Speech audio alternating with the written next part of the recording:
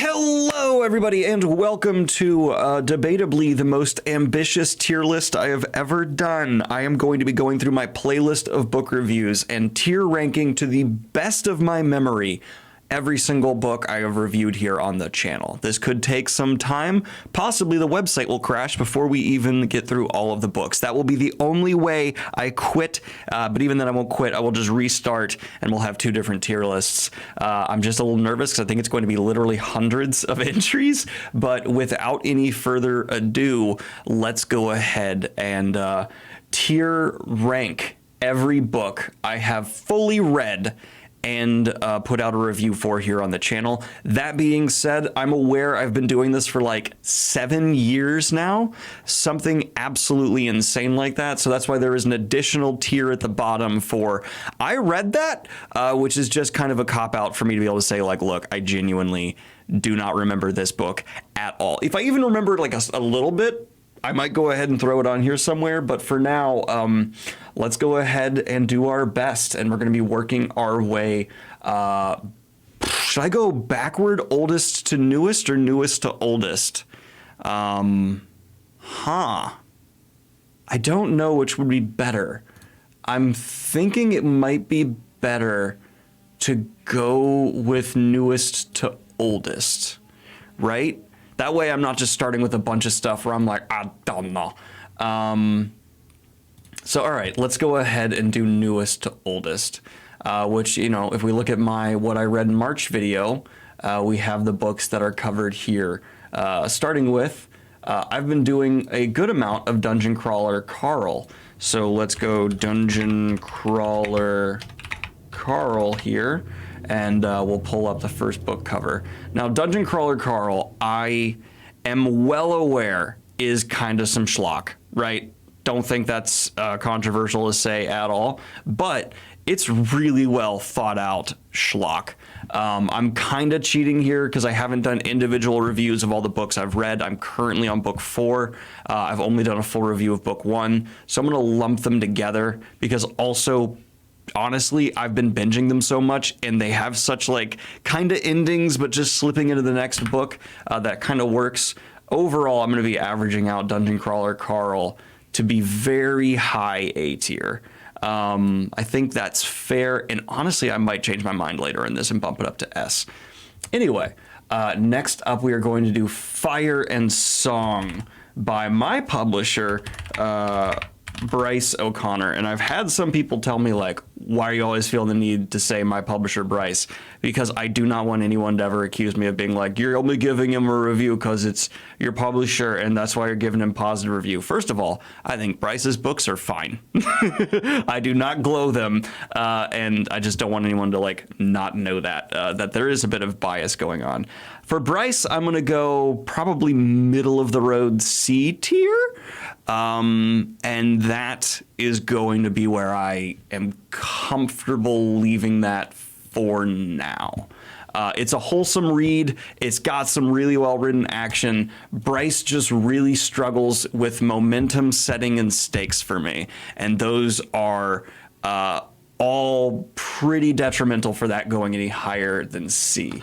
But if we want something a little bit more negative, we have Starter Villain by John Scalzi, which I was shocked to see nominated at this year's Hugo Awards for Best Novel. That is absolutely insane, in my opinion.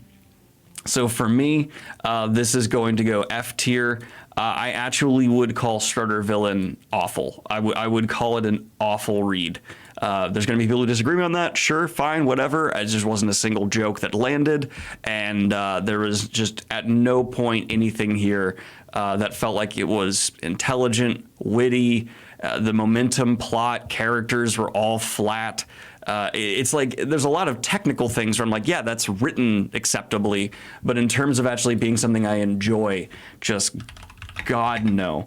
This is going to be followed up by Grace of Kings. But it is time to take a moment to thank today's sponsor, Paired. You all have heard us talk about the relationship app for couples before, and we love Paired. Full disclosure, Kayla and I were actually even using it before they were a sponsor here. It's a fun, easy way for couples to develop a deeper connection with prompts that are genuinely insightful, and Paired Premium has even more to offer. Kayla and I love to do many of their prompts in question packs. They're small, simple, but also meaningful ways we can show up every day in our relationship. Take a look at the end game quiz that Kayla and I tried together, which I recently had a discussion with my therapist about how there are some couples that get married before even talking about like what their end games are. If you're one of those people, don't do that. Communication's great. We share a mutual vision of our ideal end game relationship.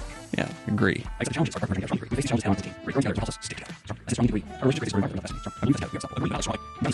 Get my results. Oh wow, we were very similar, I would say. Great work, you both. They also have quizzes like emotional intelligence or relationship check-ins, as well as games like Would You Rather and Favorite Things, and to be honest, that's my favorite part. Paired actually inspired some of our recent dates too. After using the Paired app and talking more in detail about one of their prompts, we ended up signing up for a tufting class, and we made this rug. Kayla put the rug on screen. It's psychedelic, it's fun, and I like rubbing it. It's a great rug. So whether you're looking to spark a date idea, build a deeper connection, or just have a fun time with your significant other, be sure to check out the link in the description down below and give Paired a try today. And if you use my link, you get 25% off Paired Premium.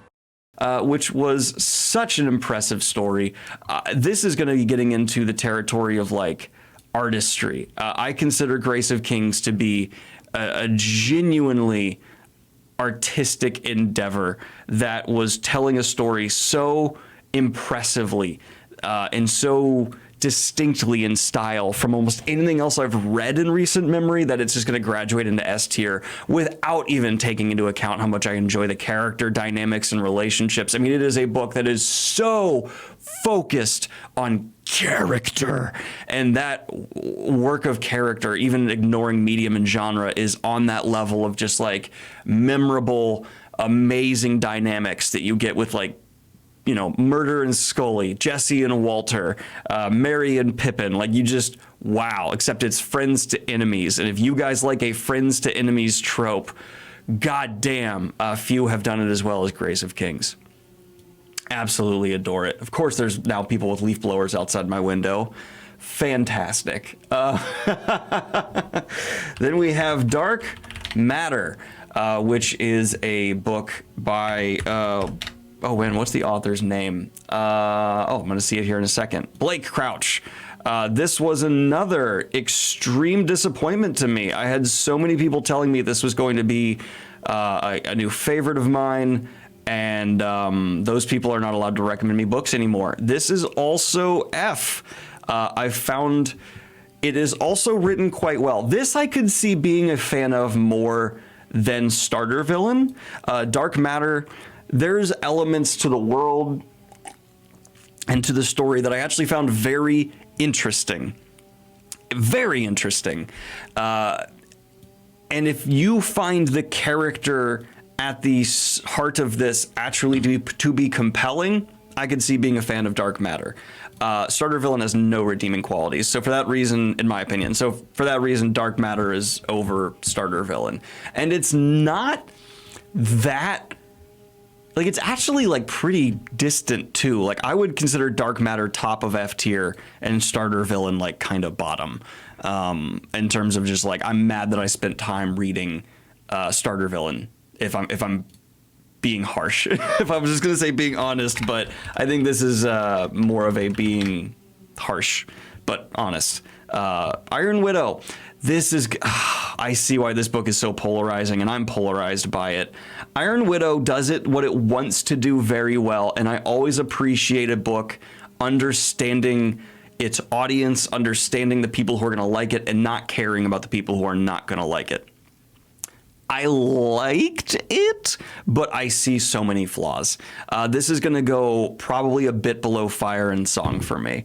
It's not really something I'm going to recommend to many people. I think the authorial voice does a lot of the heavy lifting. It's simplistic, but so full of personality that you can be like, okay, you're succeeding at doing what you want to do. So for me, Iron Widow, yeah, I'm gonna say lower C tier, but with some real things to respect.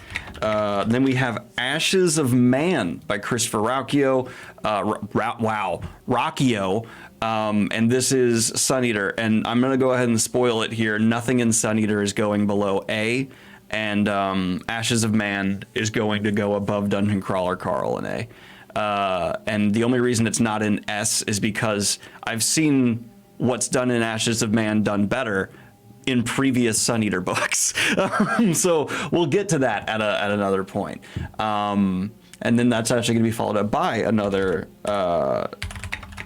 Sun Eater book, which is going to be Kingdoms of Death, which I think is, oh man, I read this in such quick succession. I have a hard time differentiating it in some ways from Ashes of Man, but I'm just going to overlap those two right there and put two Sun Eater books at the top of A.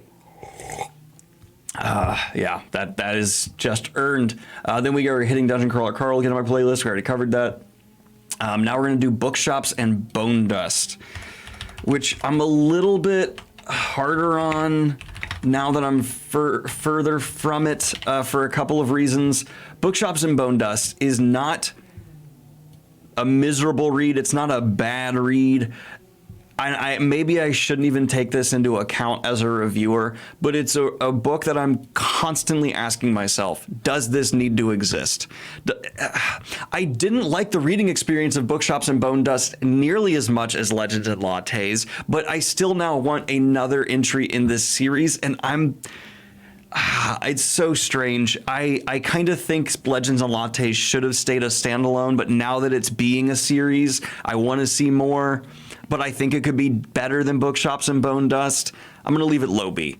Low B for me. I still like it.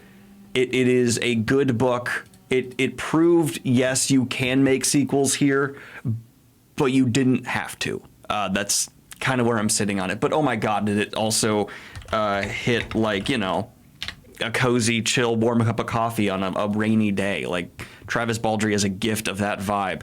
Demon in White. This is the best Sun Eater book, in my opinion.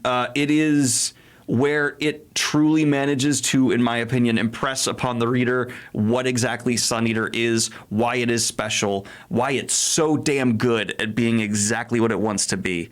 And for me, it's going to be an easy S tier, for sure. For sure. And it's going to be followed up by Howling Dark, which I had a hard time believing Demon in White could be better than Howling Dark, because I really, really liked Howling Dark. Sorry for touching my nose so much. I was sneezing earlier, now it's still tickling. And Howling Dark, yeah, it's probably going to be A tier. I mean, this series just don't have a lot of flaws. High A tier. I'm going to be perfectly honest. I am not doing the best job of keeping this series in the actual order of quality, but just keep in mind that all of them are in this level of just goddamn good, and it's a series that is easily must read for me. Next up, we have one that I'm a little more harsh on, and that's going to be Lesser Devil. We're almost done getting through the Sun Eater books here. Lesser Devil is a Sun Eater novella, and I don't think Rauchio's strengths as an author come in the novella format as well as they do in the novel length. And this is going to be a low B. Yeah, it's going to be a low B, because I still thought some of the ideas covered was really, really cool. So I'm willing to say that, but it's not better than that. And then we have the first book. We are done with Sun Eater, Empire of Silence. This is the first book in the Sun Eater series, and also was one that I adored. It's funny, maybe controversial opinion among Sun Eater fans. A lot of people say, oh, it just gets better from here. I think this is top of the pack, I think, in hindsight. No, is it? There's so many. Just keeping it here. Just actually, you know what? I'm going to split them. Just to reference that, yeah, I think some of these are high A, some of them are low S. All of them are great. And then Demon of White is just way above. That's my little personal opinion there. Excuse me. Then we have Mob Psycho, a manga. Excuse me. I'm so sorry. Mob Psycho, manga I binge read for the Halloween special. No one cared, but I like that video.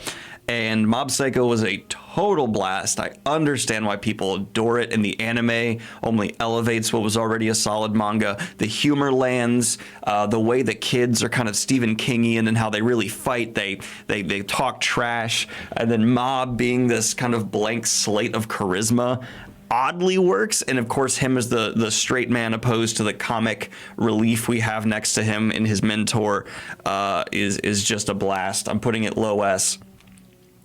Adore Mob Psycho, and I'm so happy so many people recommended it to me. It's not my favorite manga. In fact, I think I'm going to relegate it to high A. But it is an absolute must-read for manga in my opinion.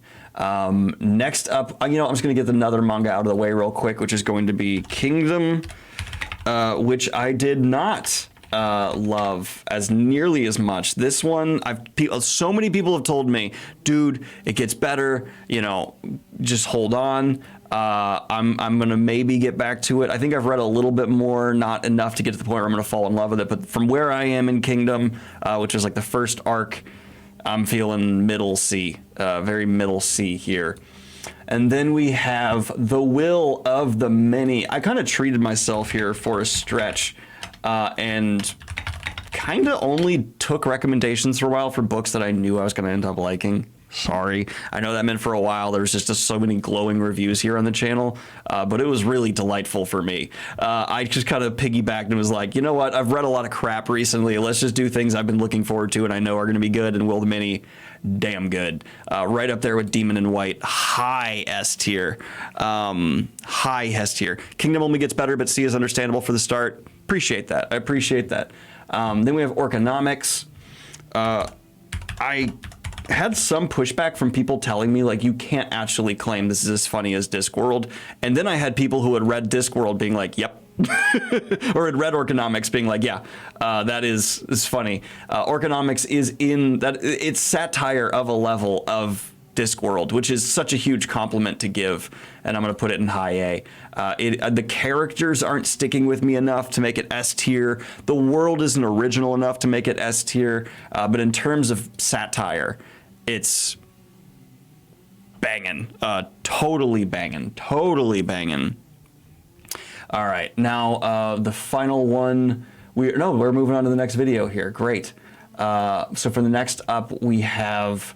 Ooh, we're stepping into the lower territory, and it's going to be a bit controversial because we're getting a Sanderson one that I didn't love for Long Chills and Case Dough. This one was kind of not my favorite. Long Chills and Case Dough from Sanderson. It was what I was afraid the secret projects were going to be as a whole. Granted, it's not like the end of the secret projects. I mean, it's like it was a cherry on top. And so it didn't need to be great, right? It didn't need to be anything aside from Sanderson being like, oh, and here's this additional thing for free. I was afraid the secret projects were all going to be this. Thankfully, a lot of the secret projects were awesome. Long Chills in Case, though, for me, it's D tier. I really did not enjoy it very much. And as I've gotten further from it, it felt like an indie book that had no editing from an author who had no idea what they were doing, and frankly could have used a rewrite even for being a cherry on top. That being said, still appreciate it, and fun. It was fun, but aside from being a little bit fun, it was a bit cringy. It was a bit overstaying its welcome, even for its really short length, and I didn't love the experience. And then I'm actually happy to say that to just make Sanderson fans immediately get off my back, we are going to follow that up with Sunlit Man, which I thought was going to be one I didn't like because I'm not. Everyone kept telling me it's Indiana Jones Sanderson. I don't like Indiana Jones that much. It's one of my unpopular opinions. It's just not for me. I can appreciate it. It's just not my personal preference. And Sunlit Man is no doubt Sanderson doing his Indiana Jones impression, but it's a good time. I really like Sunlit Man, and I'm gonna start crowding up the A tier a little bit and get it that higher position. Fortunately, this next month is going to make this tier list look a little more balanced because I did not like a lot of things here in terms of what they brought to the table. First up is no coincidence. This is the definition of like an unnecessary thing. Unless you are a huge cyberpunk fan, there's no reason to read this. It's bland. The characters are already out of my brain. There's some cool world stuff. Neat.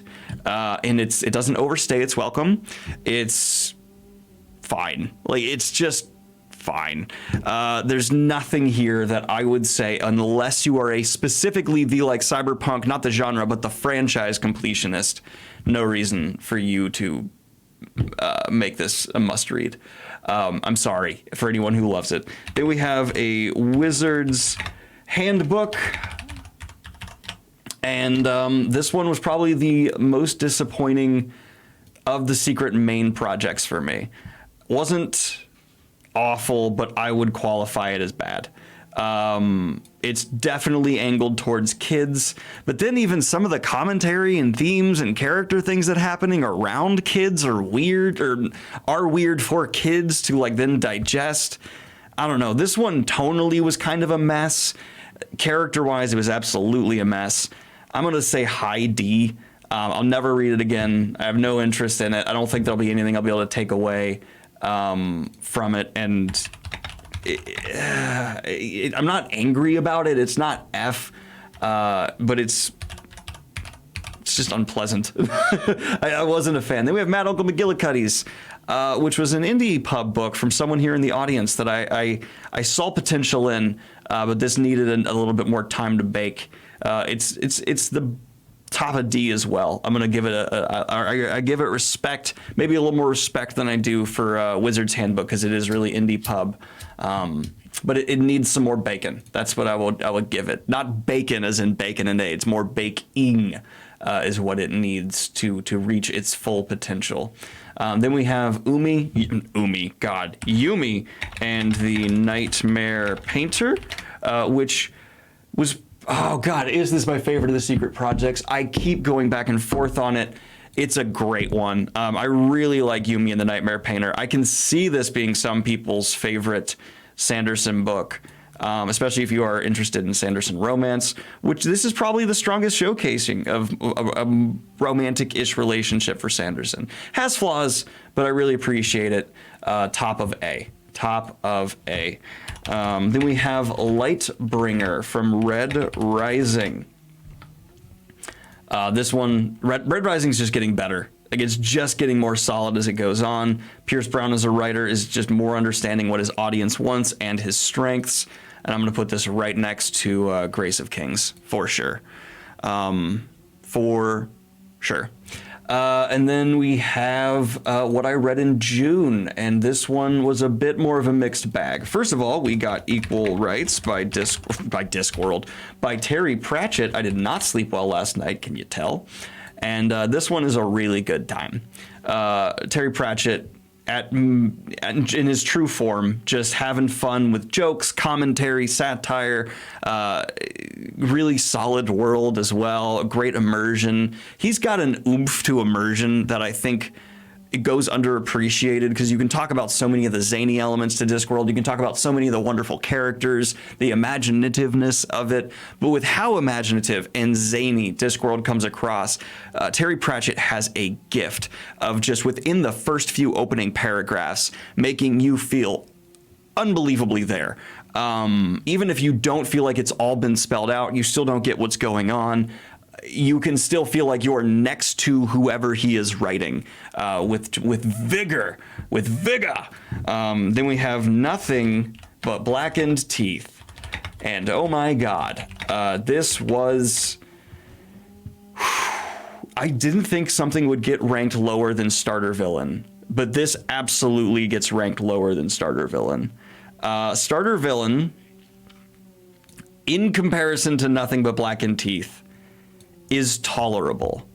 Nothing But Blackened Teeth takes like the original Friday the 13th movie, removes the enjoyable campiness of it, and all you're left with is obnoxious characters making dumb decisions in a half-baked horror idea. And all I can say is don't even read it because for like a so bad it's good interesting thing. It's just a dumpster fire. This is a book cover trying to sell a book, and to its credit, doing a pretty okay job. Like, this is selling from what I can tell because the cover is like, whoa. But beyond that, no.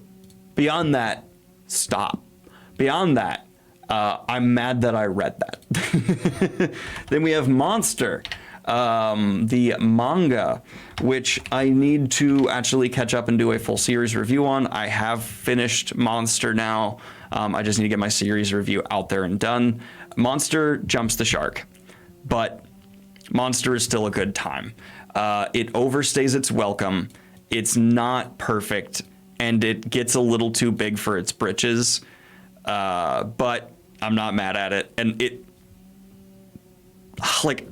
it's like, what if a thriller just decided to go buck wild, right? And just go full on soap opera, but try and maintain a thriller's like grittiness and like that seven, like, this feels gross.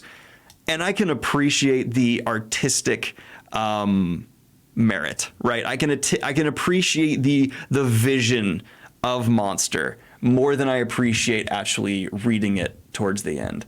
That being said, though, a lot of fun.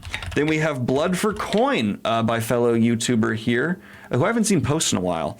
Cam Wolf, and Cam Wolf's Blood for Coin, not bad, but definitely an indie pub that could use a little more bacon time. I'm going to put it right around here with a Sanderson project, which, credit. And it's funny, these three have mistakes for three very different, distinct reasons. Sanderson's, it's just, it's all technically done well. I just really didn't like the characters. I really didn't like the themes. I really like the end messaging. Maddock McGillicuddy's was really cute. It had some really interesting characters, and I just wanted more time. It needed more of a length. It needed to be 3 times as long as it was to really set me in there, in my opinion, to land with its premise. Blood for Coin, really solid relationship at the center of it. A lot of personality, kind of punky in a way. It just needed a technical edit, and it needed polish, and maybe to be a bit longer as well. But yeah, that was good. Vagabond, I have read more of in my own time, and has just gone up and up and up and up and up.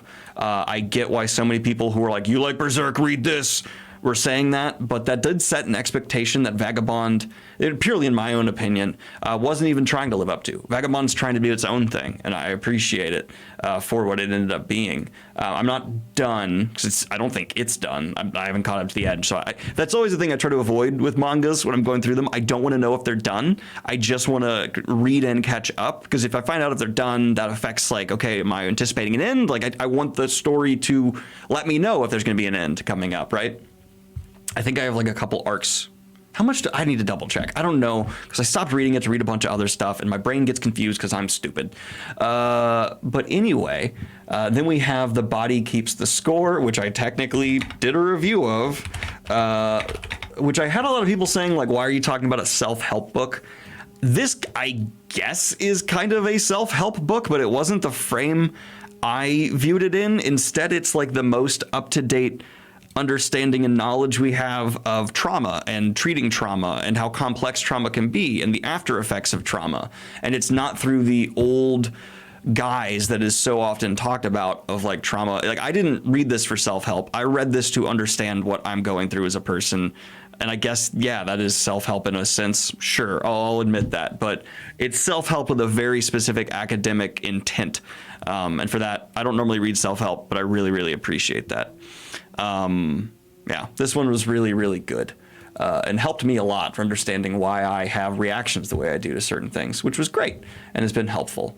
And at the end of the day, that's all that matters. Now we have a interesting video to be pulling from, because we have Witch King, which was a very disappointing read. I normally love Martha Wells' work, and this one just, wasn't what I was looking for, unfortunately. It ended up not utilizing a very cool magic system in a way that actually captured my imagination at all. I found the characters to be more taxing than anything else, and the story did some needless creative decisions that ended up really pulling me from enjoying this one as much as I feel like, oh, thank you so much for the subscription, as I had the potential to. So I'm really sad to say one of my favorite authors, D tier. But we'll follow that up with This Is How You Lose the Time War. Must read.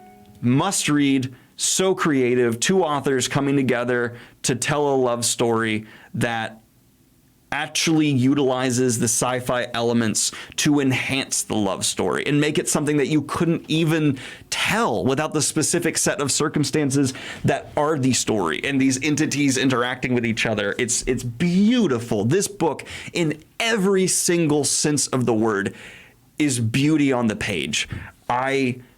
I want to reread this so bad, and I just haven't had the time to, which, I'm going to. Before I read the next book I want to read, I'm just going to sit down and reread This Is How You Lose the Time War.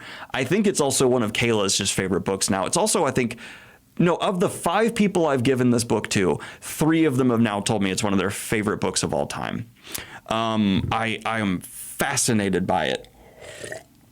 How it was able to take such unusual characters and ground their relationship in such visceral emotion we can all relate to, because that just go watch my review. Go watch my review if you want my thoughts. I think it's just a stunning experience. That is a stunning read, and does not overstay its welcome. It's a novella that, bam, knew exactly what it needed to be, and I am obsessed with. I love.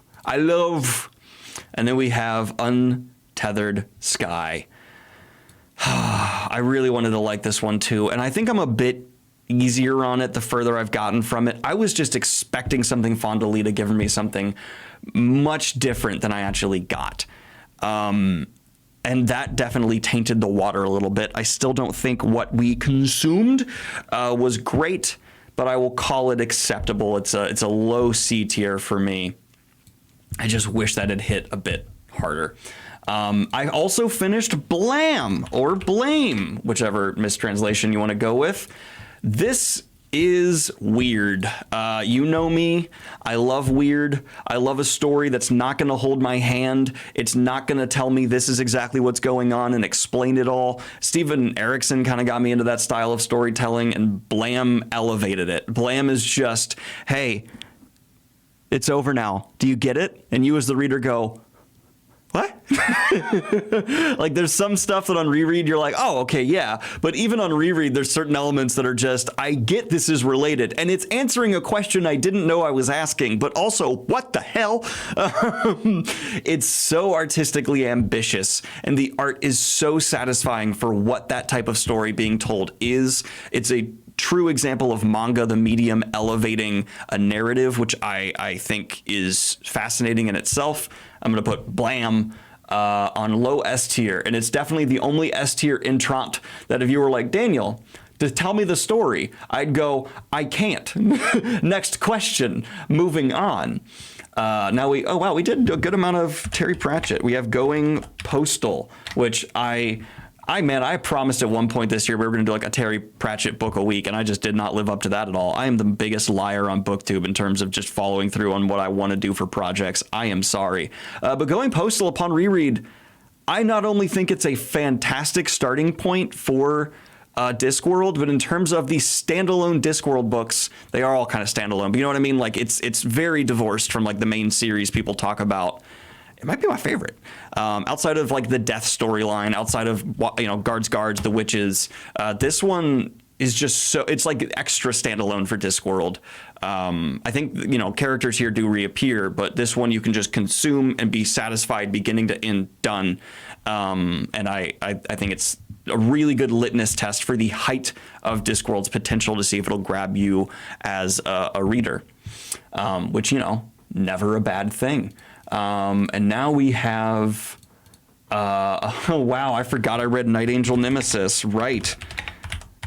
This was, I'm kind of glad that Night Angel Nemesis exists the further I get from it. it's nice to see Brent Weeks come back to a world he clearly loves, and a lot of his fans absolutely still love too. And take his improvements as an author over the last decade or so, and just give people a fun look into this world again. That being said, not a whole lot of it sticks in my head. This is just assassin fantasy, which has never entirely been my thing, and I didn't love the original Night Angel Nemesis or Night Angel series, and Night Angel Nemesis did not suddenly elevate it into the highest regard for me. But Night Angel Nemesis is pretty much this world done as good as I think you can do it, which, you know, good time. And I'm really happy to say my audience got me to reread 1984 this year. They voted and wanted me to check out 1984, and I'm always happy to give 1984 a go. Such a monolith of science fiction, and it held up extremely well. For my own personal preference, it's not S tier, but like quality wise, it should be S tier. I'm putting it very high A. It's still poignant today. It's one of the most misunderstood books in fiction because of dumbasses who read it and take the wrong thing away and then repeat it a million times, where most people understand it, but then there's like a loud minority who very much so misunderstand it. But we all know 1984, it's anti-authoritarianism, and it's just talking about control. And there's so many other themes that don't get enough talk about words within the book because everyone fixates on the authoritarianism commentary. There's a lot to say about the individual here. There's a lot to say about love, honestly, in 1984 and the destruction of it. It's heartbreaking. It is a heartbreaking story. Now we have, oh God, The Passenger, which I was really sad about. Cormac McCarthy, I never thought would be an author that I would go total misfire with. And if I did think that for Cormac McCarthy, I would think total misfire, but I just didn't get it. The Passenger, I get it. Just misfire. Just it was a misfire. I'm sorry. This did not work, and it really fell apart. This is going low D. I don't think this... Yeah, I just don't think it succeeded at anything it was trying to do, which is sad. That is really sad to see an author who has penned some of the best science fiction books of our era. I mean, in terms of post-apocalypse, you can't get much better than The Road. And yeah, I'm sad here. The Eisenhorn trilogy, I read and reviewed. I really thought the first book was fun, and then I thought it needed to stop doing the same thing again and again and again and again and again and again and again and again and again and again and again. These books are interesting. If you like the Warhammer vibe, great. But in terms of overstaying their welcome, this could be a 0.2 obvious example. A lot of just redundancy here that I was not vibing with. Sorry about the shaky desk. I actually just put my desk on a standing desk. Yay. That was my project yesterday, and now it shakes more, and so I'm trying to not shake it, but I'm obviously not doing the best job. Sorry. Eisenhorn, that was not I really wish it had just been the first book, which I hope that's not too insulting. Oh, then we did Wizard of Earthsea. Yay! I'm so glad we did Wizard of Earthsea.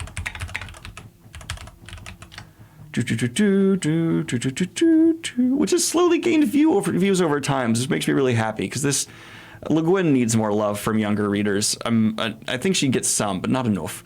Wizard of Earthsea.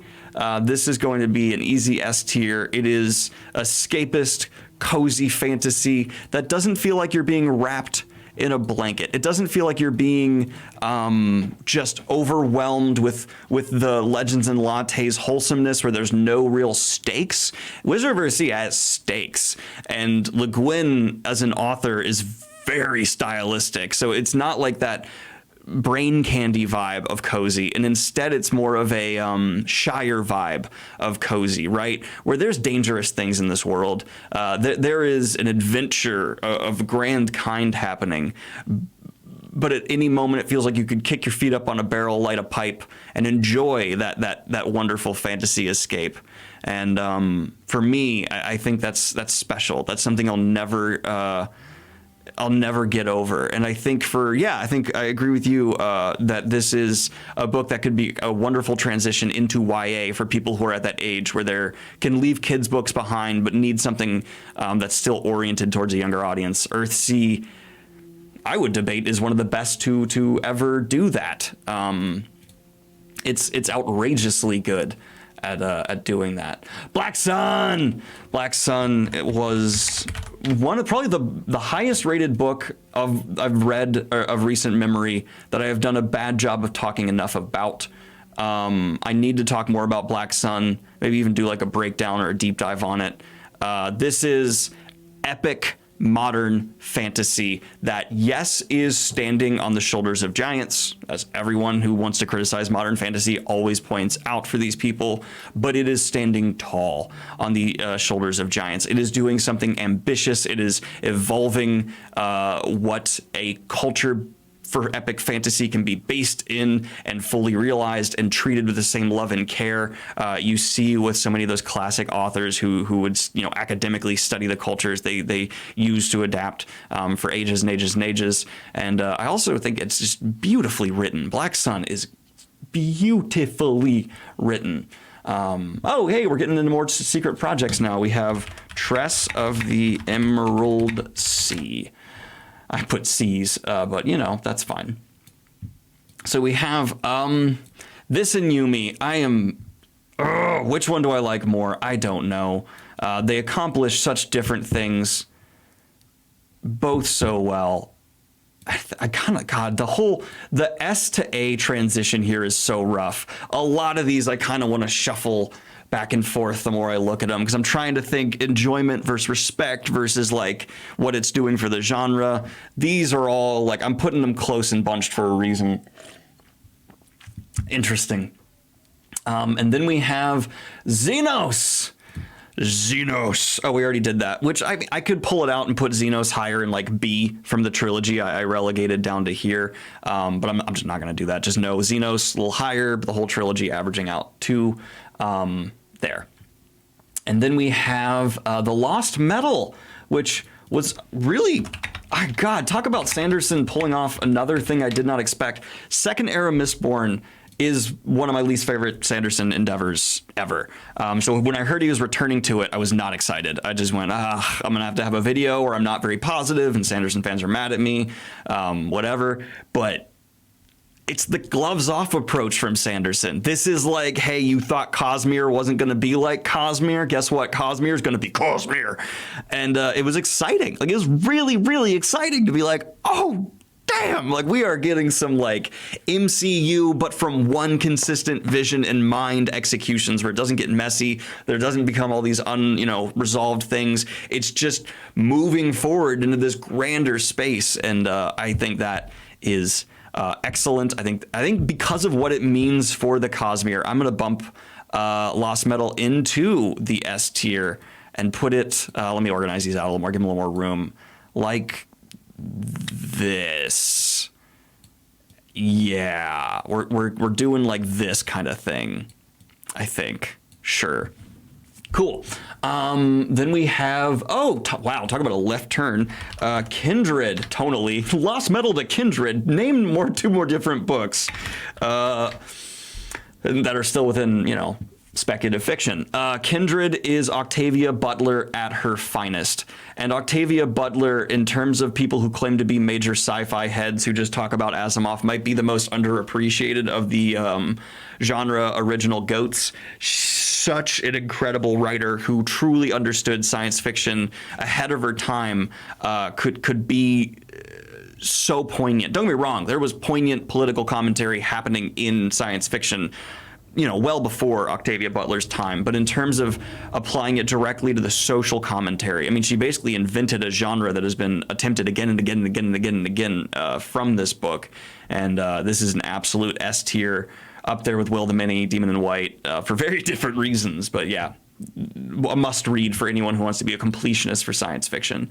That is an important book that I'm so mad that we get books in school like The Great fucking Gatsby, which is like, yeah, a perfectly good book, but then it it's not as, because Kindred is science fiction, it's not going to be put in there with The Great Gatsby, and fuck that. I'm sorry. That is my opinion there. Then we have Uzumaki. Man. Uzumaki. You guys know I love me some weird. I really love me some weird. And Uzumaki is some good weird.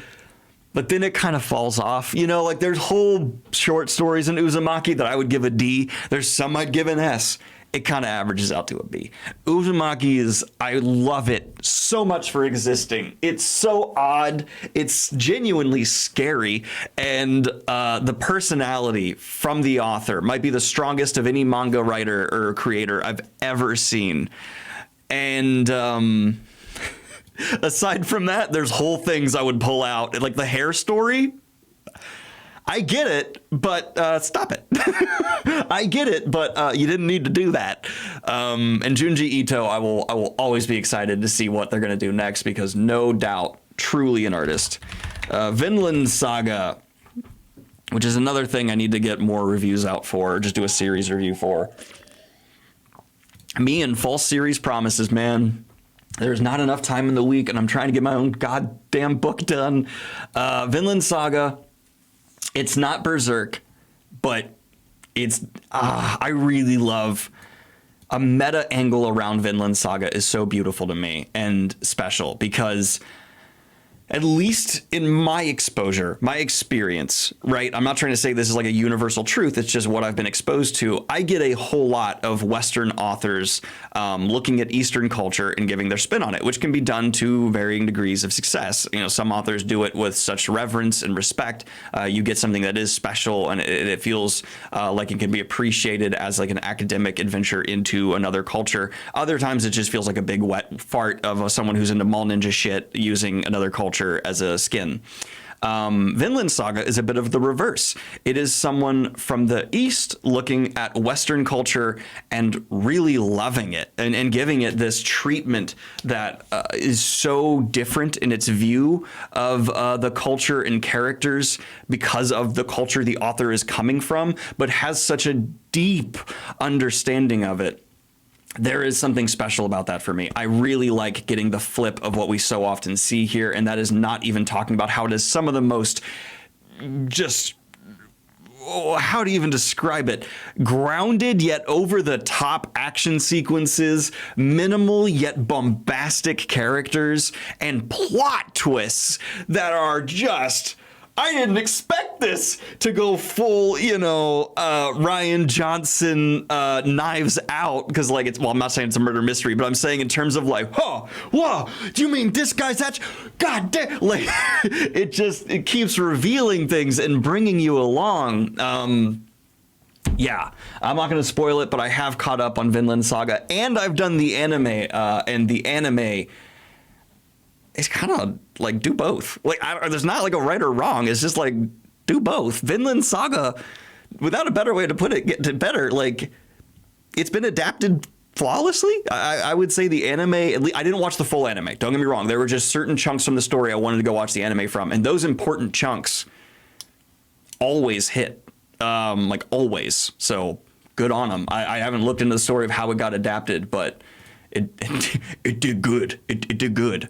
Okay, next up we have War of the Worlds. I read this because I got hired on to do art direction by from Wraithmark Creative, or for a special edition of War of the Worlds, which is like one of the honors of my career. I am so thrilled I got to do this. You can still back just put in War of the Worlds Kickstarter, and if you want to see a special edition that I art directed with an artist, you can still late back it. It's a really fun special project, and this is a great story. It is so far ahead of its time, and its influence on so many stories to come, even reading it now in 2024, is blisteringly apparent. I mean, in terms of even things that are not books, like Alien, the movie, the feeling of the threat of the alien, of the extraterrestrial, it was not really done in terms of establishing that foreign feel before this book, and it has rarely been done as well afterward. H.G. Wells somehow, without really too many influences to pull from, there's some, set the tone for what it's like to fight aliens, to combat them. The total, just overwhelming awe of these noodly boys is the ringing of that is still heard all these years later. And it's been done better, I think, a couple times. But I would argue things like Annihilation. I would argue books. Hell, even books like Sun Eater, in some sense, have clear inspiration, not directly maybe, but at least indirectly from War of the Worlds. And just out of respect, it's going to go S tier. Like, I respect what War of the Worlds was able to do so much. Babel by Rebecca Kwong. This one is a really ambitious endeavor from Rebecca Kwong or R.F. Kwong, sorry. And I think is really how she's been able to prove herself past the Poppy War. I think before Babel came out, there was a little bit of the Poppy War is kind of getting dogged on more recently. People are being more negative to it. Is Kwong going to really have the ability to stay in that, space where people are looking forward to every book from her? Is she going to be able to improve with some of the, justifiable criticisms that a really good series like the Poppy War did get? And she proved everybody, like, absolutely. This has so much to say, and I really love how Kwong didn't step back from being as political as ever, and in fact used this setting specifically to get more overt, more political, but never left the fantastical world she built. She built one that, again, feels original, and that's what's so impressive about, I think, a lot of modern authors, is they're able to stay politically poignant while inventing whole new worlds, while also not forgetting there is an homage, a reverence that needs to be there for what came before. And we are seeing a new class of authors come into the space who are pushing boundaries that I didn't think could still be pushed, and I'm grateful to be around while there's authors like that doing that so much. I mean, we're all living in the day and age of the likes of Fonda Lee and Joe Abercrombie, and I'm grateful to be a sci-fi speculative fiction fan, able to experience these people. Next up, we have The Law from Dresden Files. Ugh. Let's see, The Law. Man, I still love Dresden Files, but I do not love the recent entries for Dresden Files. This one was rough. Yeah, it's just the continued kind of fall off. It feels like the series doesn't really know what it's doing. This one's gonna go D for me. Is it D? Yeah, because it just reemphasized all the early issues with Dresden that held me back from loving the series from the get-go, while still having the problems from the newer end of Dresden. It's the worst of both worlds, dragging a series I love down even further than it had already been dragged down. Really was not a fan, and it sucked. I can't put it any more simply than that. Then we have Snow Crash, which I occasionally confuse with Neuromancer. Not the same thing. Neil Stephenson. Neil Stephenson is a criminally underrated, even though he is appreciated author. He is a chameleon with his authorial voice, more so than maybe anyone else I have ever experienced in science fiction. If you look at Anathema, is it Anath? I always think I add a syllable to that, to Snow Crash alone. And I've read, I think, 2 or 3 other Neil Stephenson books. I'm not kind of like a completionist of him, but even just the little selection I've had, the guy totally reinvents his voice for each of the stories I've come across for him, which just, god damn, that is so crazy. That being said, Snow Crash itself, I can see why some people don't love it. I really appreciate it as a very immediate commentary on cyberpunk, and I think it's really fun still. But it has its flaws. It has pacing issues. Some of the jokes kind of wear thin. Some of the representation is not perfect.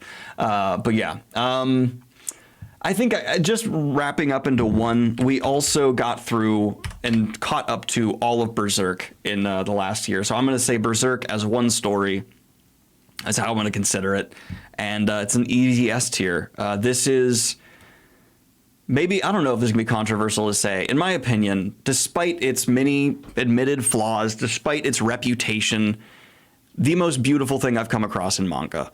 It's commentary on not exactly like it's different, right? Because you have a lot of books that talk about trauma, and dear God, does Berserk have trauma in it? There is very overt, direct, immediate trauma, but the greater focus, instead of being in the high stakes traumatic moments, is in the quiet healing, which on paper doesn't seem like narratively it could be very interesting, right? It doesn't sound like the most compelling character moments could be coming from just sitting with someone slowly healing, right?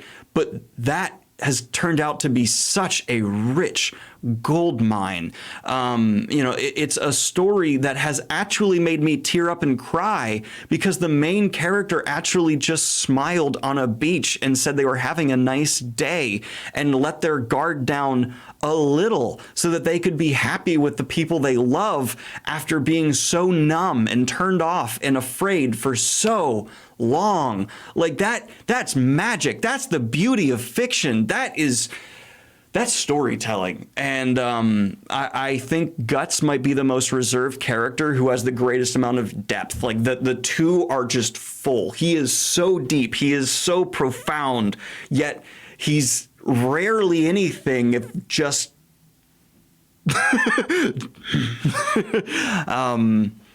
I think Gareth is putting it perfectly.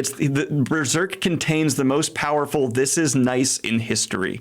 And on top of that, not just focusing on Guts, the most despised villain, arguably in manga history, the best companions party outside of probably like One Piece and a couple of others. There's flaws. There's representation issues. There's an overabundance of sexual violence. Even the authors admitted, yeah, I went too far.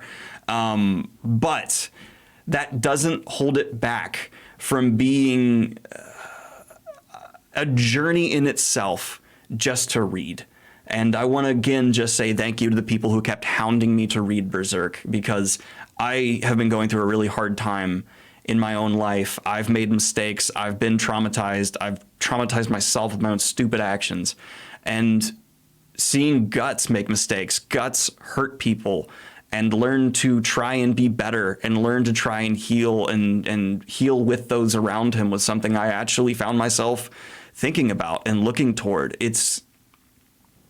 I don't know. I want to make a million more videos on individual panels of Berserk. And if I can end it on one less serious note, also went from having great art to start to having, even outside of the medium of manga, some of the most impressive pieces of art, period. Like I've seen. And Miura is so obsessive over individual panels that so many other manga artists would just forget or spend a couple hours on tops, and you can tell he spent days or weeks on a dragon or a single landscape.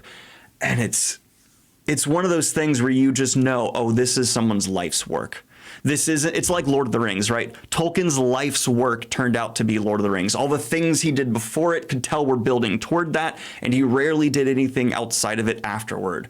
Berserk is a man's life work, and even though he did not finish it, I'm very happy to say the groundwork he laid, the message was so nuanced that despite him not being able to fully complete it without, the people coming in to finish it after his passing, everyone gets it.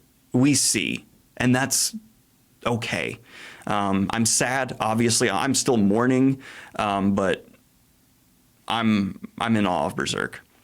His editors said when it became digital, he literally drew every pixel per pixel. Yeah, like, right? That's so wild. That is an artist. Someone who they were like, hey, we're going to show him how to digitally paint so we can speed him up. And he went, you mean I can go pixel by pixel?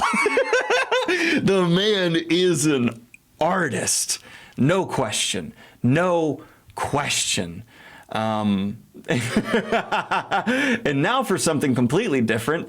The Golden Ass was a book I was asked to read in collaboration with a history channel, because in some definitions, in some regards, you could consider this the first fantasy book. That can be highly debated, but for the premise of their video, it's how I was reading it. And it does not hold up. It doesn't, like, let me get across how old this is. This book is so old. It's at the beginning of it. It's like, let me explain what narrative is to you. It's like, you don't understand what a protagonist is. So let's get that out of the way. And but it's really interesting. I would say if you are a big fantasy fan who wants to read something that indisputably is a seed for the genre to come, but it's like one of the first seeds that's so deep in the earth, it kind of died and it didn't actually grow into nothing, but it's still a seed. You need to check this one out, and I'm giving it high B out of respect. It's weird. It is, dude, bestiality warning, by the way. Like, you know, it's Greek. Let's leave it at that, or Roman, one of the two. And whoa. Whoa. Anyway, moving on. Now after that, we have Legends and Lattes. Just a exquisite book, an absolute delight. The current king, I believe, of modern cozy fantasy. There are older classics that I think people would be angry that I'm not saying are the kings, but for the modern state and the influential state, Legends and Lattes, you just gotta love, for being a hug in a book, which is, you know, someone said 1,000,000 times. The only reason I am knocking it down to A tier is I don't like it when a book promises something and does not deliver on that promise. That is one of my big pet peeves. And Legends and Lattes, in its title, promises some coffee porn. I want long descriptive sections about making the perfect cappuccino latte. Just give me that, like, food porn, just describe it, make me want to go make a cup of coffee right now type writing. And there is some, but shockingly little of that. And Travis, if you're somehow watching this, step it up. Well, there was a good amount of bookshop porn and bookshop and bone dust, so I appreciate that. But if we're going to go back to the coffee shop, my friend, I want to see those beans getting ground, and I want it to be described slowly and intimately. I'm weird. Anyway, now we have Soul Smith, which I feel bad. Cradle fans really keep wanting me to go back and just, oh, it's good. I can't. I'm really struggling. I want to read the next one. I think I even may have started it, but no. Soul Smith is another, like, low C. It's just, it's fine. It's fine. Give Coffee Shop the Robert Jordan dress treatment. Exactly. Thank you. Chainsaw Man. Sure, I'll jump over to Chainsaw Man. Sure. Chainsaw Man, it was never great, but Chainsaw Man was really fun. I like a lot of its commentary. It's got that author's signature, how do you say his name again? Is it Fujimoto? Yeah, it's got his signature, just insane style. It gets a little too insane, a little bit, whoa, look how random we can be. And I found the cringe to never fully go away. But I'll give Chainsaw Man a low B overall. Mid B. Yeah, it was a good time. No, wait. It's nowhere near. Yeah, Uzumaki, we're moving you up to high B. And we're putting Chainsaw Man there. Yeah. All right. Now we have Gunmetal Gods. This Zamil Akhtar, baby. Whoo! Oh! Is that, can I do a whole review of a book in sound effects? Is that too lazy or is that cool? Can I just say for Gunmetal Gods?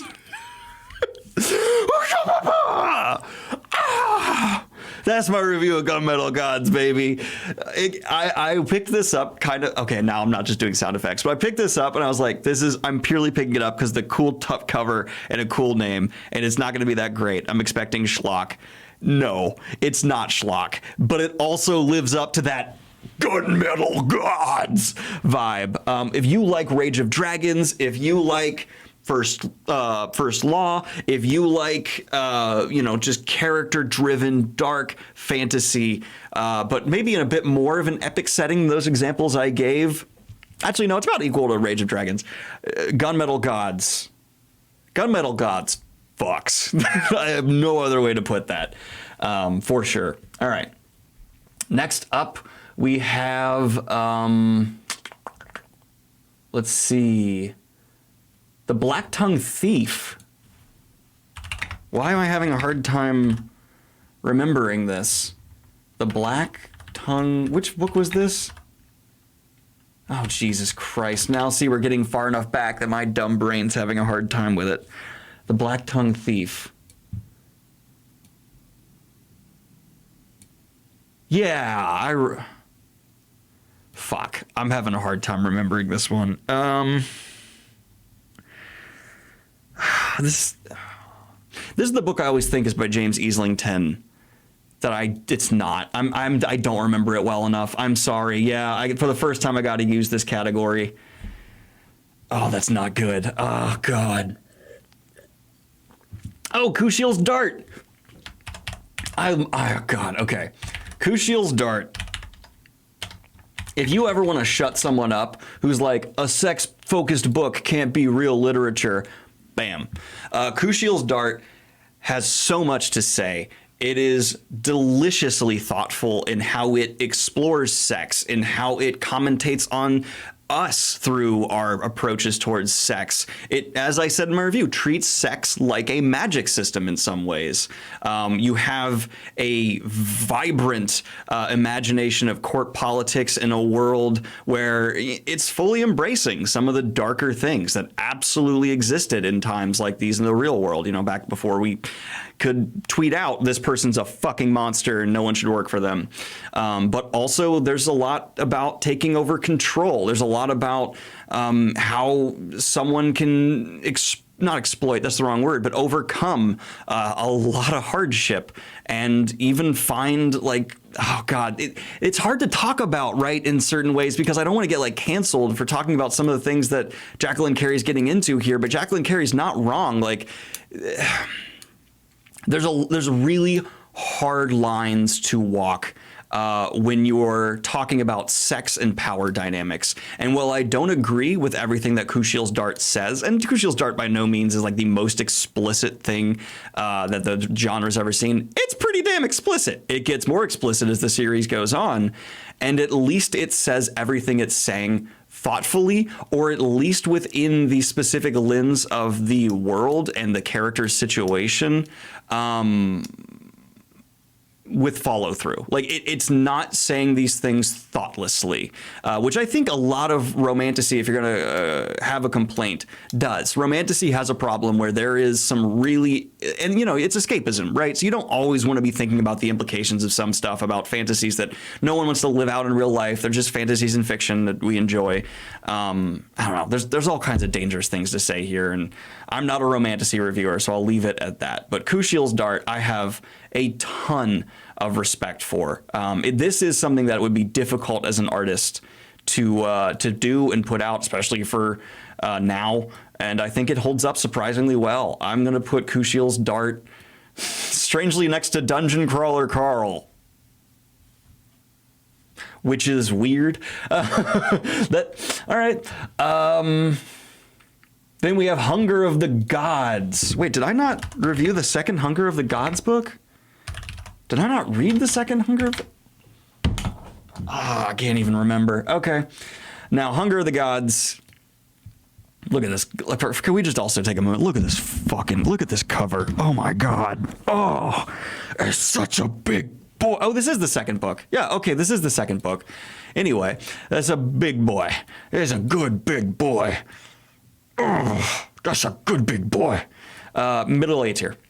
We got to pick up the pace a little bit. I can't say a ton about every book. Cursed Pirate Girl. Cursed Pirate Girl is fine. Cursed Pirate Girl is not really about the story. It's an art display, and it's good at being an art display. I'm gonna put it middle of C. It's fine. It's just an art display. God Emperor of Dune. I've been afraid to go beyond here because I know Dune eventually goes downhill, and I was still really loving God Emperor of Dune, and I'm just afraid to enter anything next.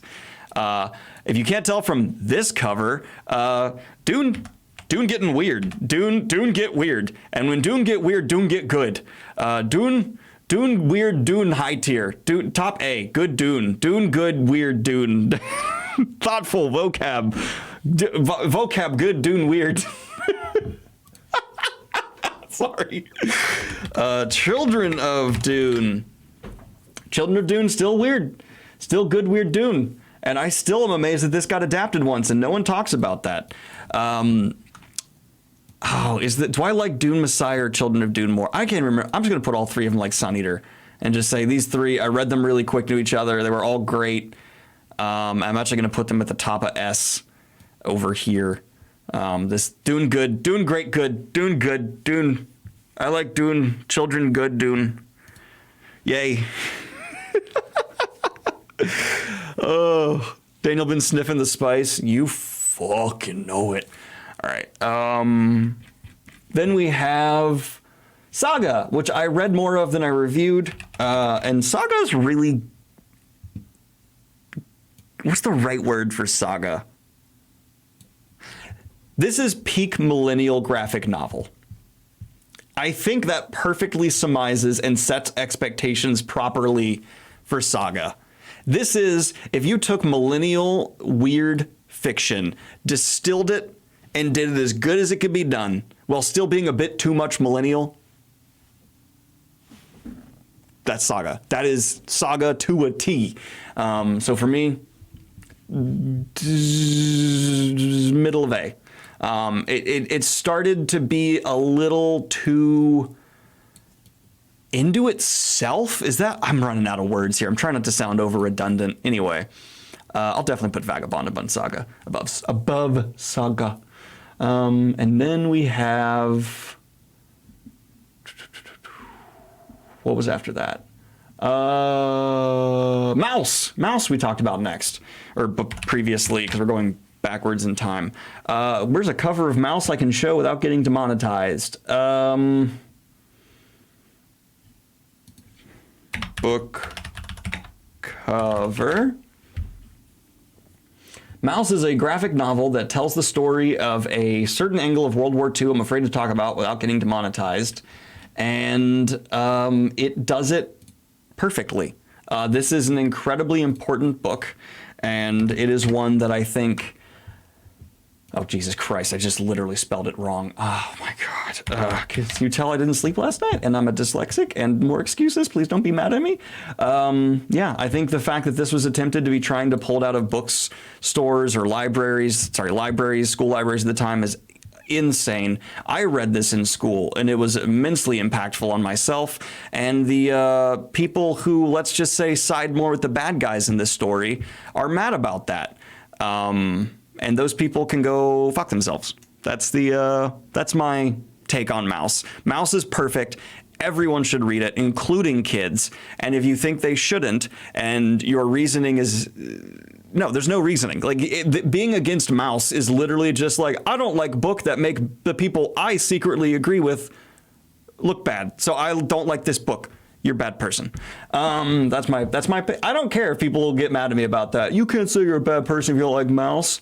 Okay, if you don't like it, fine. But if you think it should be taken away from kids, then I think you're an ass.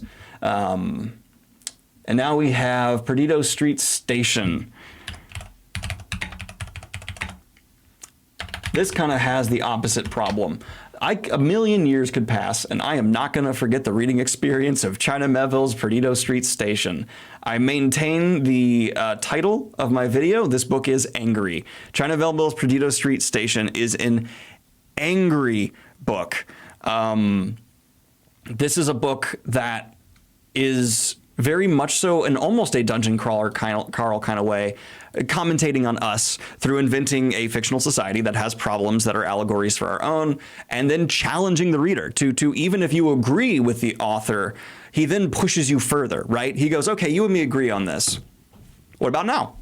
Let's go further down this idea. Let's go further down this idea. How about now? And I really, really respect that. I feel like this is a book from a brain that is not ever just wanting to sit quietly in their own beliefs, and instead is wanting to go, this is what I think is right. Let's make sure.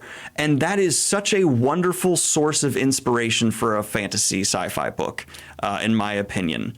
It's different, and because of that, the whole reading experience is I would say monstrously different from almost anything else we've put on this chart so far.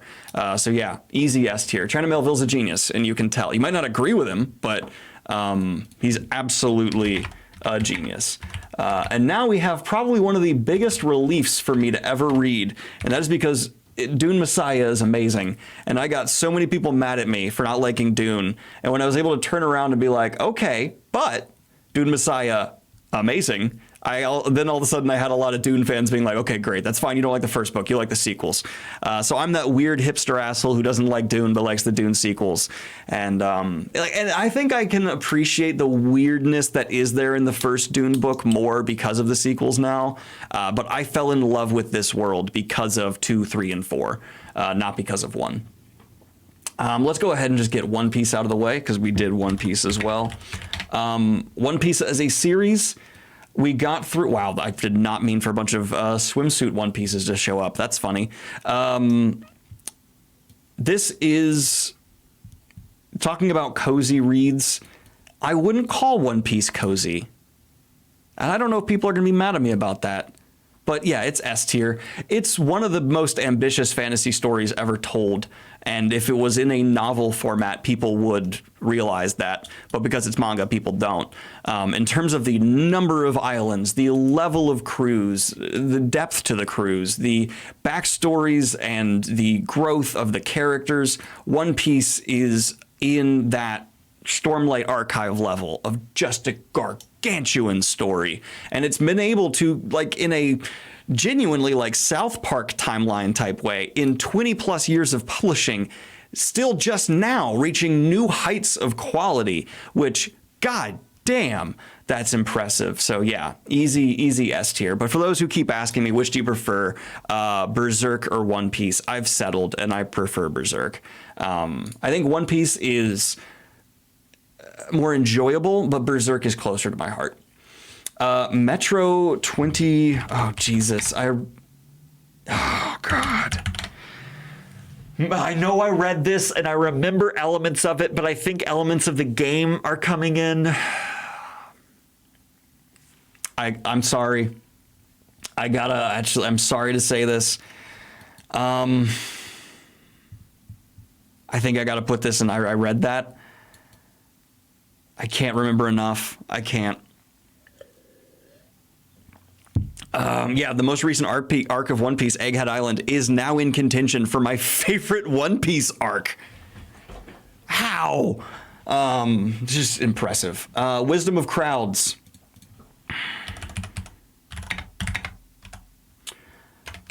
I don't think anyone needs me to explain any further. We're going to take a Joe Abercrombie book. We're going to put it in the S tier. And we're going to move on. Okay. No one's gonna get mad about that.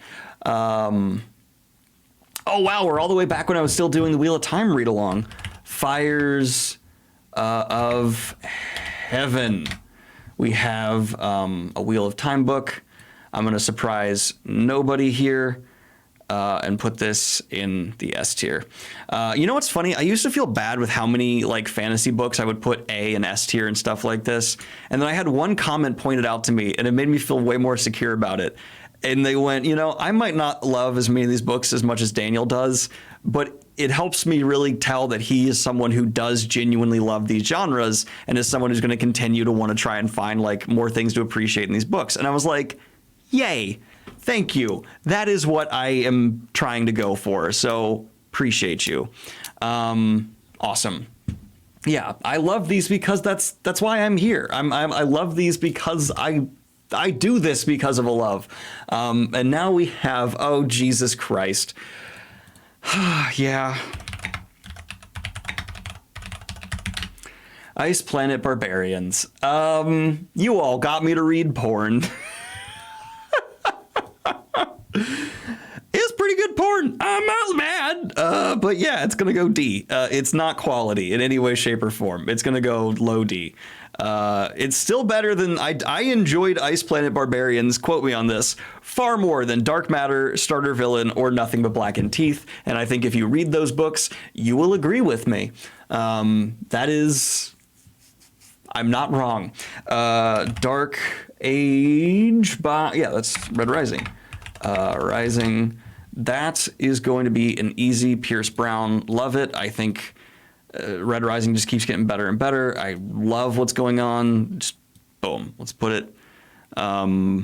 Giving porn the D. Goff. Oops. Yeah, we're gonna go ahead and throw that S tier. Song of Achilles. Such a great read. Of I always want to say Achilles, which baby back ribs. All right, so Song of Achilles. We got. This is going to be, it's beautiful. It's a wonderful retelling. It's so much fun. It's imaginative. It's, I'm going to say just a tied. It's right in there with Kushiel's Dart, right? Oh, this is hard. Ah, all right. Oh, wait, we also have to do Cibola Burn. Cibola Burn. Cibola Colabula. Cibola Bulla. Burn. And did I not finish? No, I did a series review of The Expanse, right? I finished The Expanse. Did I not do a series? We're just going to put it in A tier. It's A tier. It's definitely A tier. Then we have Jade Legacy, one of my favorite books of last year. Guess what? Fonda Lee book, almost always guaranteed to be an S tier. And that's where it's gonna be. Boop, boop, boop. That's where it's gonna be. Boom, boom, boom. Greenbone Saga, solid as F. Yeah. All right. Then we have The Shadow Rising. It feels like some of my videos somehow are gone. I'm very confused by this. The Shadow Rising, which, kablammy, we are gonna put right here. Guess what? Wheel of Time book? Oh my God, S tier. Who could have seen that coming? What? No way! Then we're gonna go Mad Ship. Mad Ship. Okay, so Robin Hobb. For those that read her original, Fitz-focused series, you probably thought, wow, she abused Fitz so much. There's no way I'm going to hate anyone as much as I hated the characters in the original Farseer trilogy. I'm going to read this Mad Ship and just enjoy a more whimsical piratey time. And then Robin Hobb went, how about I make you hate someone so much goddamn more than you ever hated someone in the Farseer trilogy? What if I made your blood boil at the mention of a certain person's name? Robin Hobb has a gift for writing hatred. And so for that reason, Mad Ship, yeah, it gets S tier too. I don't care how top heavy we get. Fight me. I don't care. Fight me. Then we have Iron Prince. And Mr. Clean keeps writing these wholesome books. Bryce O'Connor coming in. Iron Prince, Stormweaver, definitely gonna go C here. It's weak. Not weak. It's not weak. That was too mean. I just want to make Bryce feel bad. I'm an asshole. It's just not for me. It's good. It's just not for me at all.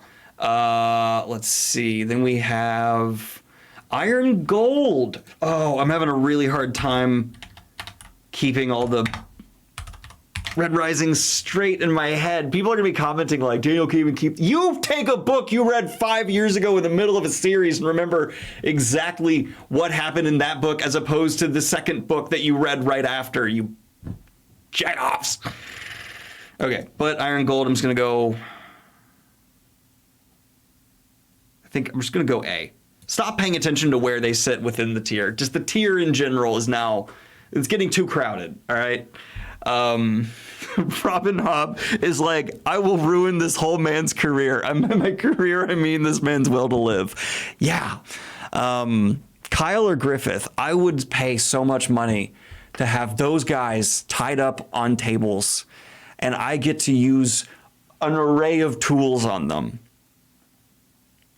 I did not mean for that to sound as BDSM-y as it came across. We're moving on. Okay. Let's see. What year are we in? Oh my God, we're about to get back to 2020. Wow. Okay. We are actually really getting through here. This is fun. Mort. Oh, Jesus. Discworld. Not your stupid character. I'm actually feeling like lightheaded. Death series, best Discworld series.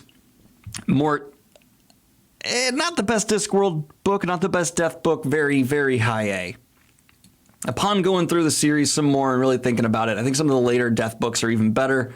Mort is going to be our crown for A. That is where I will rest there. Vengeance of Hope. Oh, God.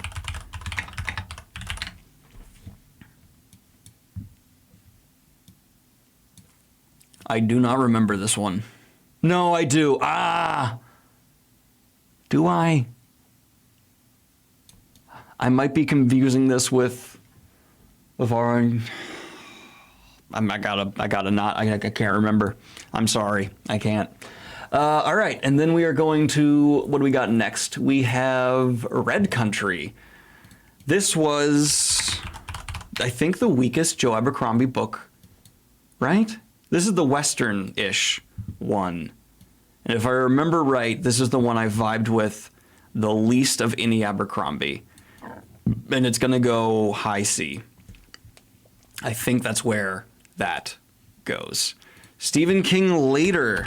Oh, Jesus. Again, I'm trying, we're getting far enough back where my brain is like, dude, this was 3-4 years ago now almost? What are you talking about? I remember this being a very middle of the road Stephen King book. Just, whatever. Stephen King just pumping something out. Not something I loved. Project Hail Mary, which is now getting an adaptation with Ryan Gosling.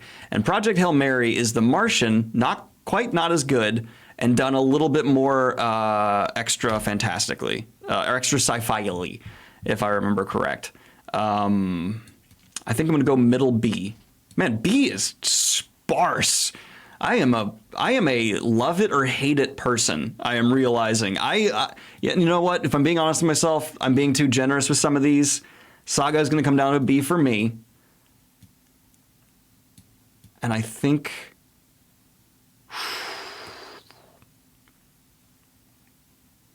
I kind of want to put Snow Crash in the B. Do I? I'm going to put Snow Crash right in between. Daniel, you can't do that. It's my list. All right. Interesting. Correction. The worst Discworld book is a B. The adaptations are far worse. I'm confused with what you're saying there. Okay, so we're at Project Hail Mary. Ship of Magic. Is all Robin Hobb B or above for me? I think so. I think it genuinely might be. Robin Hobb don't really miss. Oops, doubled it up. What the? I'm just noticing this guy's.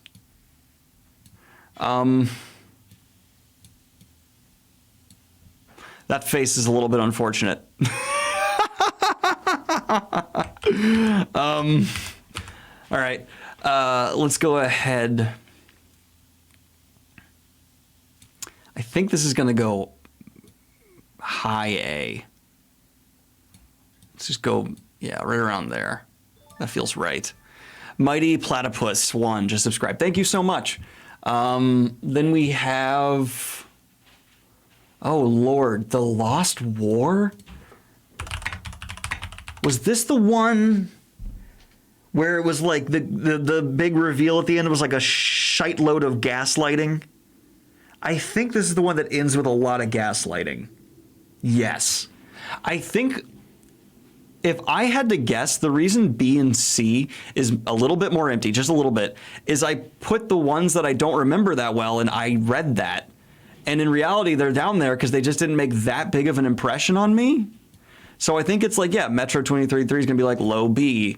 Black Tongue Thief, probably like middle B.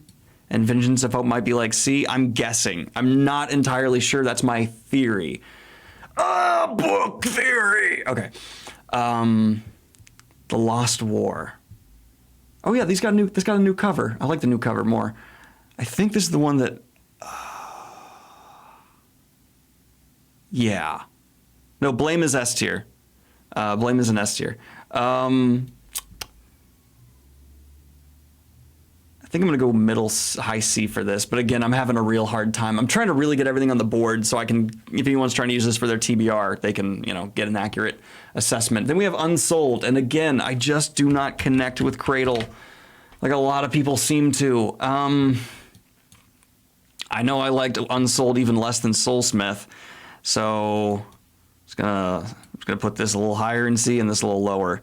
And that'll be where that is. Man, we are stacking crunched over here. It almost looks kind of empty because of how much I've had to like shimmy into the higher. Wait, did I accidentally skip some of the read-alongs? I did. Okay, so we need to do a couple more of the read-alongs for Wheel of Time because those count as reviews. So let's just get them out of the way. Eye of the World, which will be I love the first Wheel of Time book.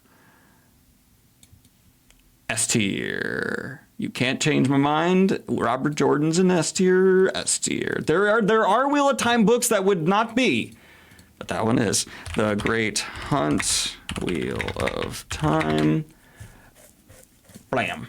It's Wheel of Time but Heist. How could you not love Wheel of Time but Heist? It's not as good as Eye of the World though, so we're gonna do low S tier. Man, I really do love fantasy books a lot. It's just becoming very clear to me how much I really love fantasy books. That's gonna be shorter to right. Dragon Reborn. And the Dragon Reborn is going to go. I can't believe I missed those videos. Did they actually get deleted or something?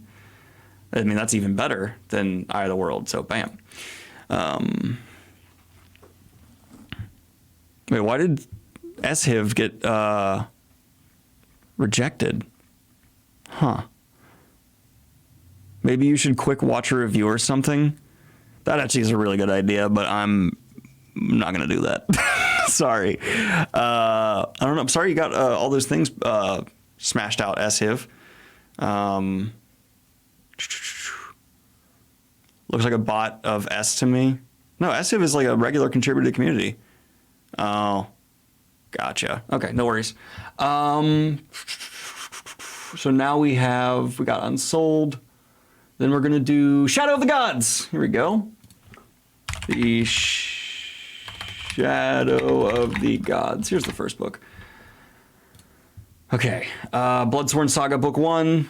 I mean, it's just John Gwynne improving his craft slowly. Like, the guy just gets better and better at what he's trying to do, and this might be his most ambitious project yet. I cannot wait to get the third book.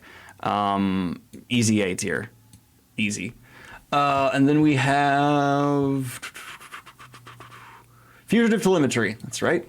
Fugitive Telemetry. I'm just going to do Murderbot as one, because if I'm being honest, I can't keep them all separate in my head.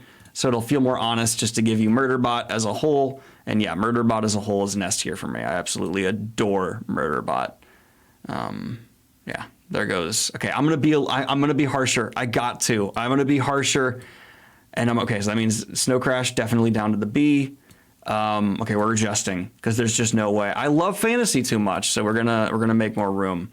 So if we spread all these bad boys out, which gosh damn, I've read a lot of books. Look at my literate little ass over here. Okay. We're gonna take some of these down. Nope, we're just gonna spread them out better. Moving on. All right. Good Lord. And then Xenos. I reviewed that twice. That's right. Oh, then my own book. I reviewed my own book. Let's see. Breach of Peace. If I'm being honest, I have just finished re-editing the new edition of Breach of Peace. I made a lot of mistakes in Breach of Peace. I am giving myself a very low C tier, and I think the re-edit is going to bring it up to a B tier. That re-edit is needed, though. That is the re-edit's coming out, friends. Do not worry. And then we have Ringworld. Ugh. Let's see, Ringworld. Why in the hell? Ew. Ew. Ew. No. Ringworld, not for me, Larry Niven. I was really planning on getting through this whole series, and then I read this one and went, nope. So, not for me. We're pulling it down. Oh, I forgot that I don't finish a lot of books that I start that I don't like. That's why D and F are so empty. I D and F stuff and just don't tell you guys.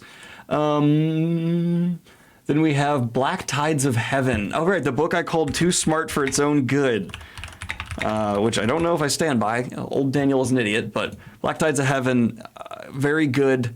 Not the most enjoyable, but very good. I'll put that in the middle of B. Then we have... The Girl in the Mountain, which was, I want to say Mark Lawrence. That's not right. No, is it? I don't know. And The Mountain. All right, we got this. The Girl in the Mountain, Mark Lawrence. Yes, Mark Lawrence. Cool. This one, I have not been in love with Mark Lawrence's writing for a minute, and this did not change my opinion. I'm going to do above Iron Widow C tier. There's still things to enjoy, but it's not up there if it's a must read for me at all. Son of the Storm. Gosh, I don't remember this very well. I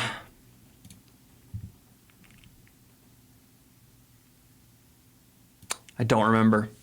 I gotta be honest and just put it in the I don't remember reading that. Shite. All right. Then we have Old Man's War. Ugh. All right. Old Man's War. Not as bad as Starter Villain. So, that's a thing I can factually say. Doesn't mean much, but going D tier. That's for darn sure. Ugh. Then we have Pawn's Gambit. Ooh, I know that's Rob J. Hayes, and let me look at this cover. Yeah, Rob J. Hayes, if I remember right, did pretty good on this, but I don't remember my score off the top of my head, so I think B. I think we're going to go with solid B. Although that's not the updated cover. There's a different cover out there, I think. Then we have Small Gods, one of Terry Pratchett's best books, no question. Small Gods is a one-off that you can just do for Discworld. It is a biting commentary on religion. It is maybe his funniest book and has some of the best characters, reoccurring and otherwise, from Discworld in it. This is going to be a high S tier, no question. It's a great book. Oh, yeah. Yeah, John Scalzi's not for me. No, he is not for me. Not at all. Then we have...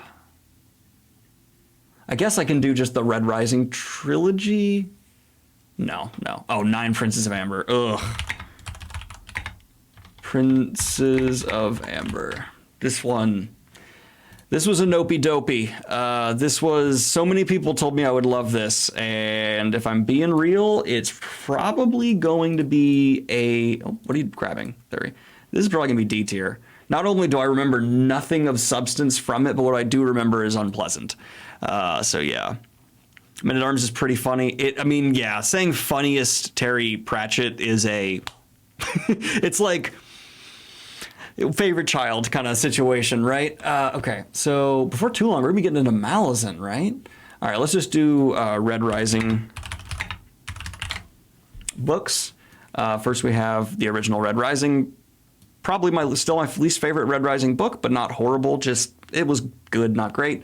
Then we have, after that is Morningstar, right? Or is that the third book? Morningstar is the third book. Yeah, but we'll just do the third book first. Yeah, Morningstar is definitely a third book. Yeah, because it's the sickle. And we're going to put Morningstar, this is where I really started to love it, high A. High A. And then, Light of the Jedi. I remember this. It wasn't awful. It was just very much so what I expected for an ambitious attempt at rebooting Star Wars, or telling the Republic era of Star Wars. I give respect where respect is due. I'll give it very low B. Yeah, I'll give that some respect. Naming a book Morningstar and putting a sickle on the cover is such a troll move. Oh God, yeah, I still have to do Golden Sun, sorry. Golden Sun. Here we go. Definitely improvement over Red Rising, but not as good as Morningstar. So I'm going to put it middle of B. That seems good. I'm comfortable with that. Okay. Now we have Sufficiently Advanced Magic. Oh gosh. I remember a lot of people disagreeing with my review, and I remember, oh God, what else do I remember about Sufficiently Advanced Magic? I remember a lot of levels. I can't remember it very well, but that's a damn shame because I don't think I disliked it. I think let's go low B. I think that's where I'd put it. How many years ago are we now? We are 2021, deep into, wow, no, we're late 2022 almost, or 2020 almost. So okay. Then we have Malazan, which it's been way too long. I cannot keep all the Malazan books straight, so we're going to do one Malazan book. This is 10 entries getting boiled down to one. So if you're saying, hey, this doesn't look that filled out, add 10. Also, I did this for Murderbot, so add 5 more. Malazan, S tier. Easy S tier. I mean, no, it's obviously S tier.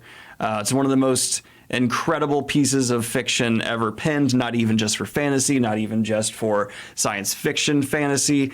This is just a monument to the true potential of human creativity and storytelling. It is the biggest fantasy world ever created, no question, in terms of how thought out and moving all these different pieces are. It ends in a way that is so cathartic for the overall messaging and ideas posed for the series. Steven Erikson is a goat of fantasy. Just for this, no question. And it does feel like the accumulation of someone's work as well. Yeah, no doubt.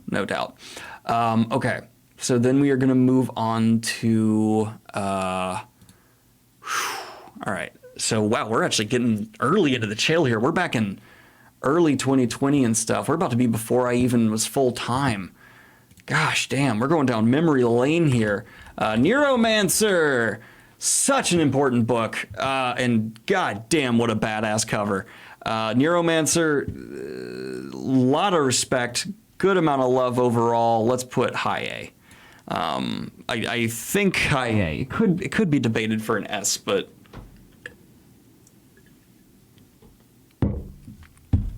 I think I rate it so high because of how much I really love. what it did for cyberpunk. God, that's a hard one. Yeah, I'm just going to leave it there. This is becoming such a cluster word. I already said fuck like 30 times. Who cares, Daniel? If you're going to get demonetized, you're going to get demonetized. And then we have Axiom. Oh, no. Yeah, we have Axiom's End. Wait, okay, Axiom's End. That's Lindsay Ellis's book, which is not bad. I remember it, and it was... And I mean this as a compliment, as someone who loves the genre. It was an average science fiction book. Yeah, I'm going to put it just about there. I think that's fair. Yeah, I'm good with that.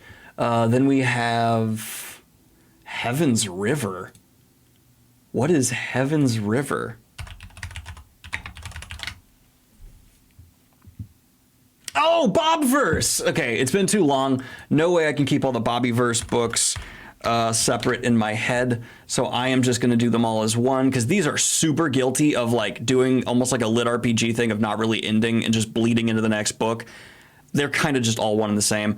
Bobverse is right there with Dungeon Crawler Carl. Such a good time, has real emotional moments, just kind of fun escapism. It could be way worse so easily, but Bobverse is chef's kiss. I mean, it is the best version of what its premise could be, in my opinion. Oh my God, I forgot about Ready Player 2.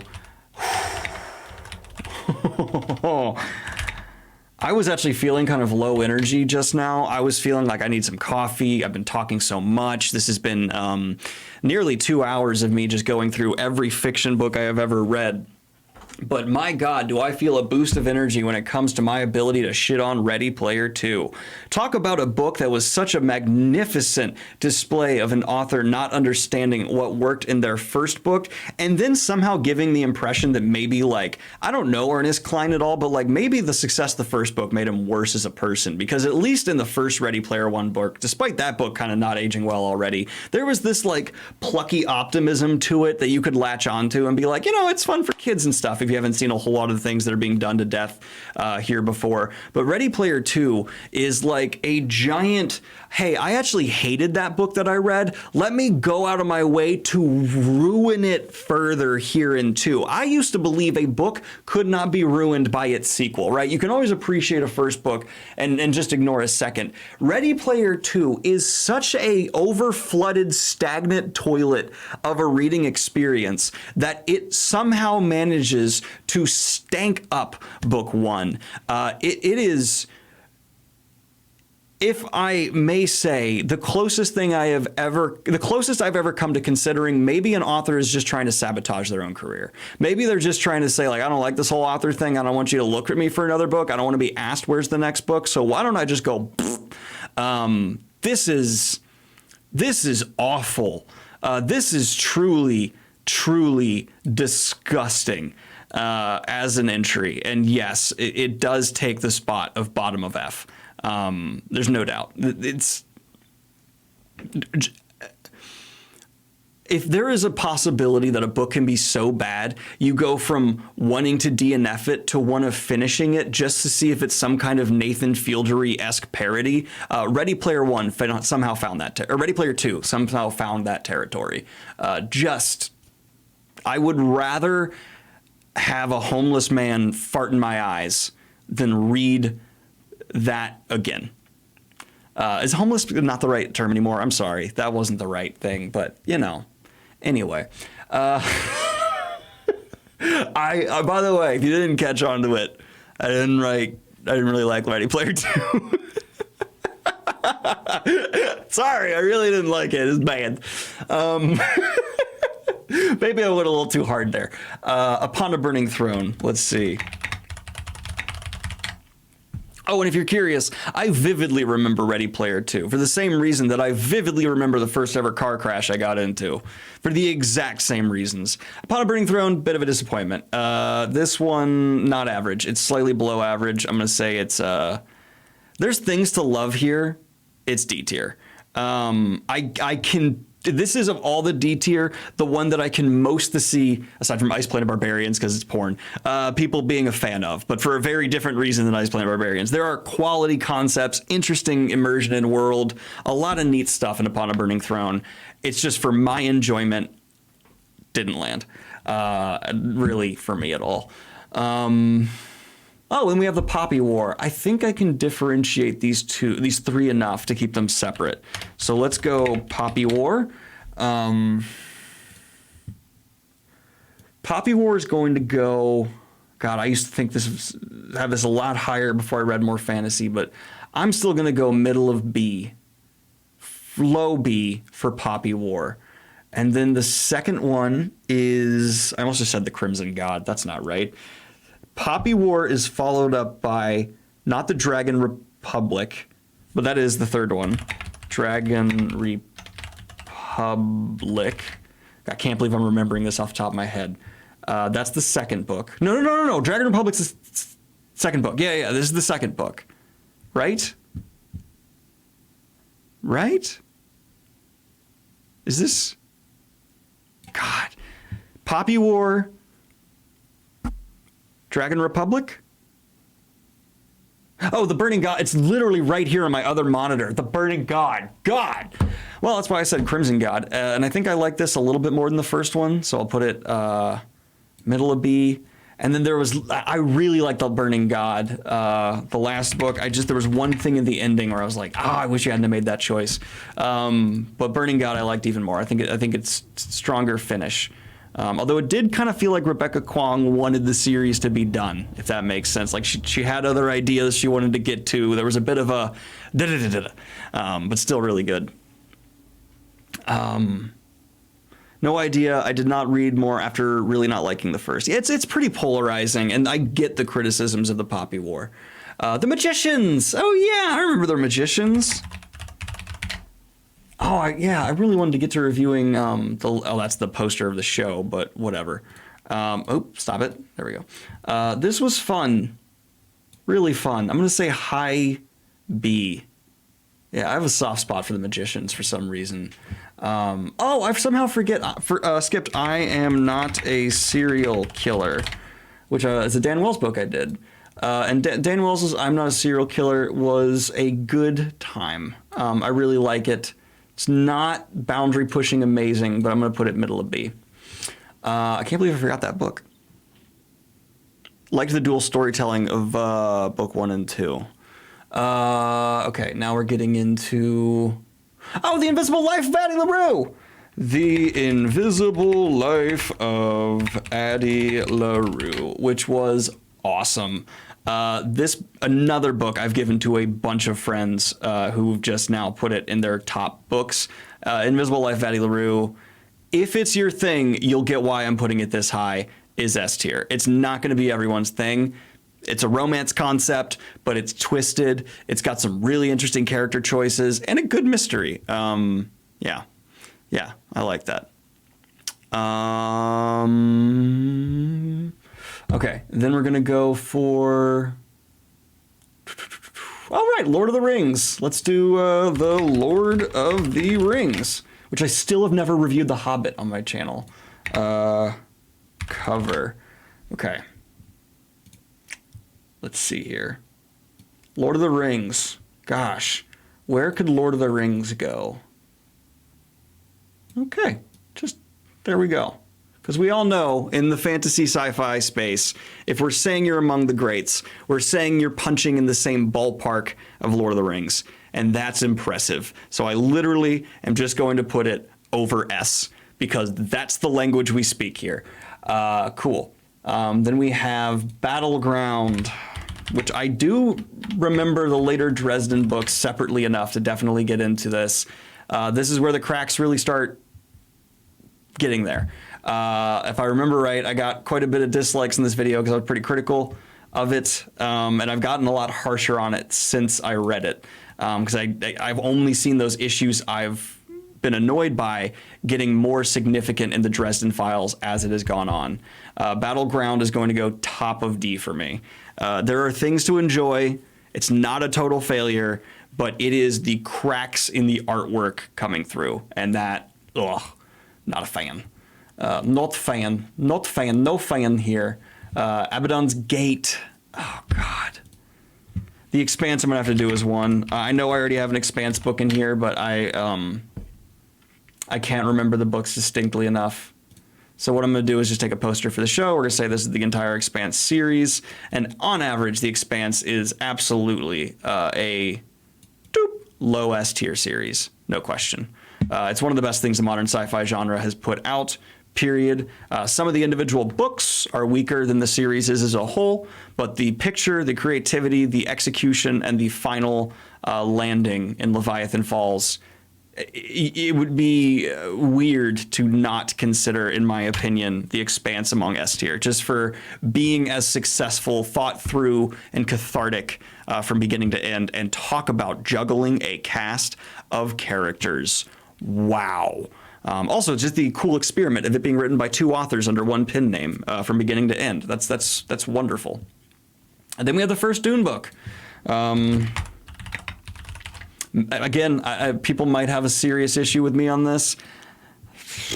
Hate me all you want, but just know I put the Dune sequels way higher. I'm putting the first Dune middle C. I feel the hate. I feel the hatred just right now coming at me. And it sustains me. Oh, it feels good. Oh, yeah. Put your comments down below about how wrong I am. Help my engagement get even higher. No. I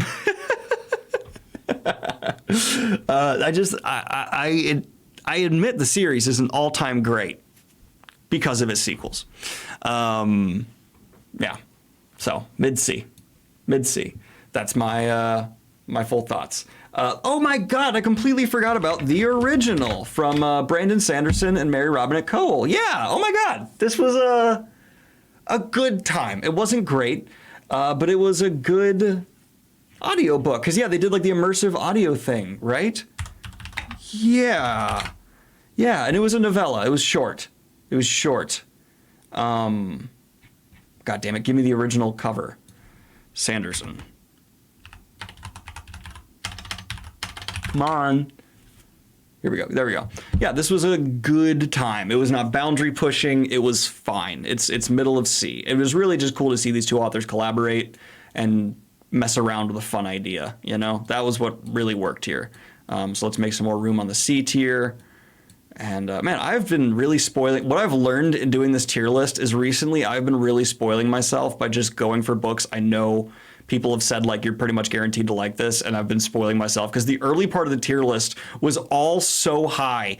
And now later on in the tier list, we're getting way more like C's and D's. I've been a spoiled little boy. All right. That was weird. I don't know why I said it like that. I'm sorry. The Immortals of I did not like that. Yeah, Ortals of Meluha. I hope I'm saying that right. This one I did not end up, if I remember right, enjoying very much at all. I thought it was okay at best. Like I can see why you like it, but it's low D for me. Not something I enjoyed doing. You could have improved as a critical reader as well. If I was more critical, well, that's not true. Being a better critic just means you're evaluating things more accurately. And I like to think my higher S tier stuff is all things that people could at least say, yeah, reasonably I see that being in someone's S tier. Then we have... Oh, wait, How have I skipped the Cosmere so far? Right? I've definitely passed a Cosmere review in this time. I've done, well, not Cosmere, I mean Stormlight Archive, right? What was the last Stormlight Archive book? That's, come on, think of the name off the top of your head. The most recent Stormlight Archive book is, don't look at chat, don't let them tell you.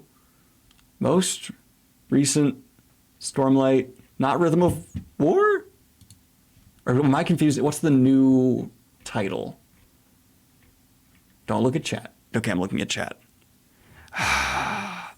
Feel like you've been skipping Dresden? No, I just did Dresden really early on in my career, right? I think so. Rhythm of War, thank you. Okay, Rhythm of War. We'll just do Rhythm of War. Rhythm of, which is the one I said, so at least I'm somewhat right. I just misspelled Rhythm of War because I'm an idiot. And here we go. And Rhythm of War, not my favorite Stormlight book. High B. Yeah, that's good. Now let's get back to where we were. We definitely passed that. Here we are. And now we have The Trouble with Peace. Oh my God. Where in the world could a Joe Abercrombie book go? Where possibly could a Joe Abercrombie book go? Oh my God, the S tier? Who could have seen it coming? What? All right. To Sleep in a Sea of Stars. This is a Christopher Paolini book that was fine. It definitely has its weaknesses. Paolini has grown as an author, but not totally evolved to the point where it's like an instant great. I'm going to put it just around here with the original. It's fine. It's fine. Then we have Harrow the Ninth.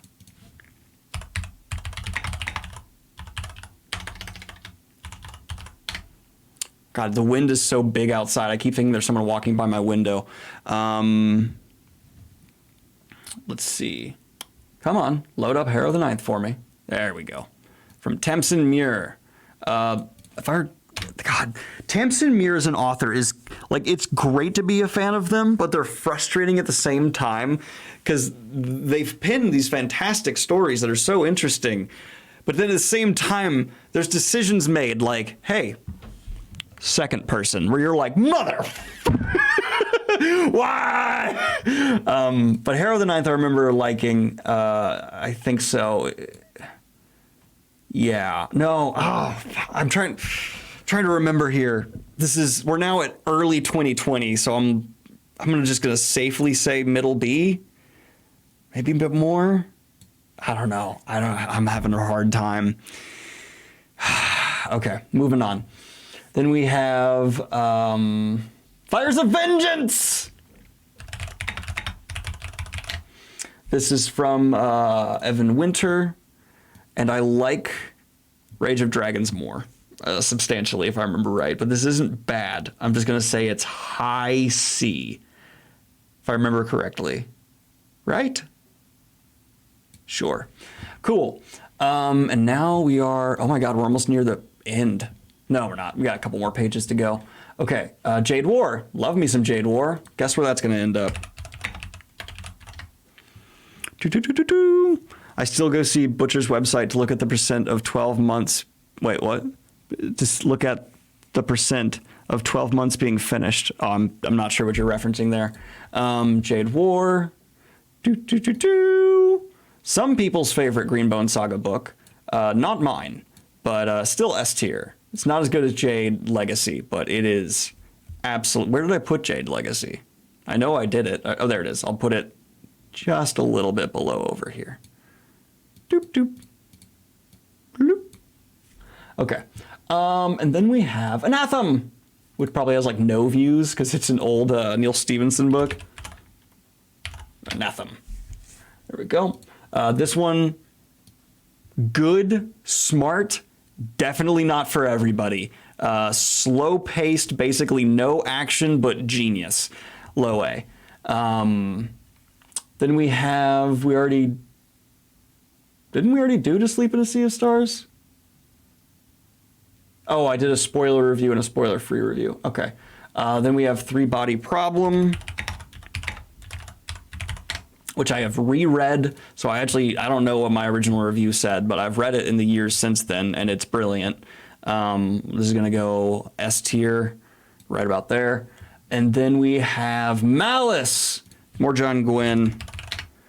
Malice by John Gwynne is deep. I don't know what the consensus is. Do people like the Bloodsworn saga more, or do they? I forget what the Malice series is called, but they like his like original series. I haven't checked, but I think this is going to be low B for me. I think if I remember correctly, low B. I definitely saw the potential of like Bloodsworn, which is my preferred. I think, but yeah, definitely my preferred. But yeah, what's the consensus there? Then we have Gideon the Ninth.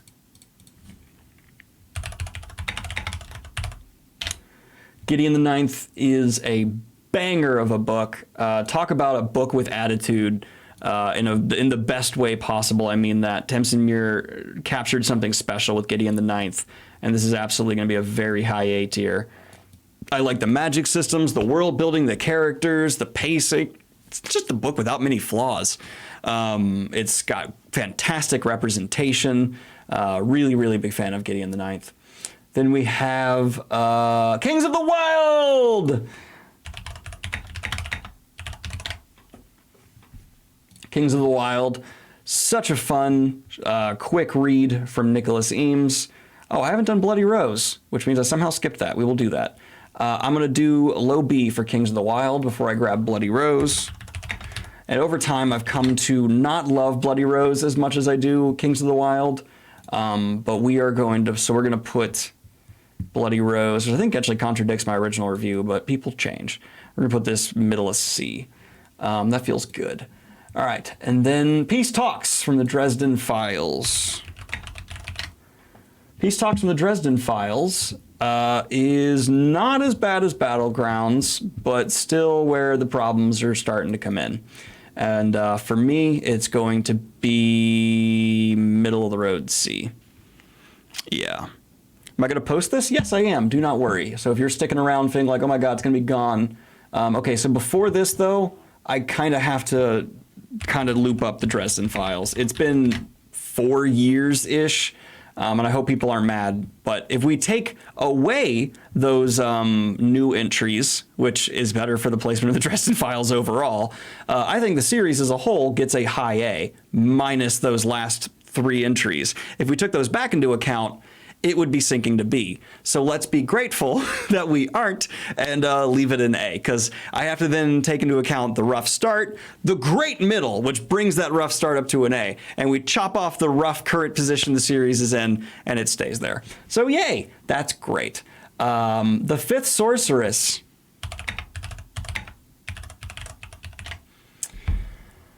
Oh, I forgot just how... Is this worse than Ready Player One? That is a hell of a question. I need to contact like theologians for this. I'm going to sound really mean. I'm going to be mean because this book is overtly and deliberately homophobic and sexist. Like, it's written into the text, not only coming from a character's mouth, but like the author's writing in it is like, oh yeah, if someone turns evil, that means they're bi. Like, there are things like that where it's like, oh, Robert Newcomb, at least when he wrote this book, don't want to speak to the guy now, is a knuckle-dragging idiot.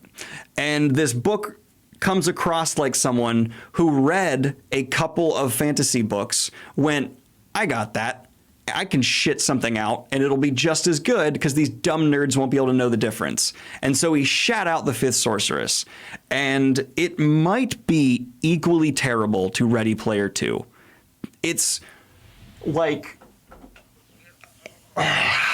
It goes into a territory of also just decisions being made. Like, I remember, and I can't believe this is something but that's actually in the book, but I reread the passage like 5 times to make sure I'm getting this right. The main character invents knife throwing.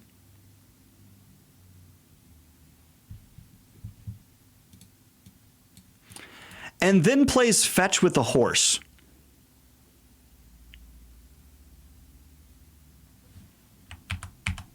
So that's a thing. And it's just terrible. Like, it's so bad from start to finish. It's 1 degree of terrible away from being so bad it's great. But unfortunately, it's just nauseatingly bad. Yeah. So that's my thought on that. If It Bleeds by Stephen King, I do not remember. It Bleeds by Stephen King. I don't remember this at all. Yeah, big old don't know what that is. Is that a collection of short stories by Stephen King? I think it was. Yeah, I think this is just Forgettable King, and it's take that as worse than F or not. I don't know, but it's totally out of my head. The Farseer trilogy.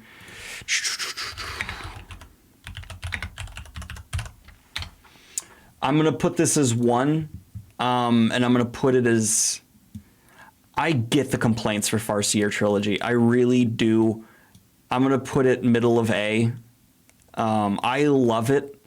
But it's one of those things where it's like whenever I show it to somebody and they start pointing out the flaws, I'm like, yeah, I agree, but...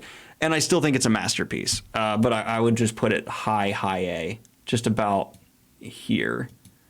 And partially that's because how much the other series from Rob and Hobb are even better, right? Does that make sense? It's like... oh, I saw what Robin Hobb was cooking for Farseer, and then she improved on that recipe and what came after. So that's my opinion. I'm amazed this software is not crash. All right, let's go for the Heroes by Joe Abercrombie. The Heroes. This is the one that's a battle in a day, I believe. Right? If I'm getting that wrong, correct me. Not in it's like the story of one battle, not a battle in a day.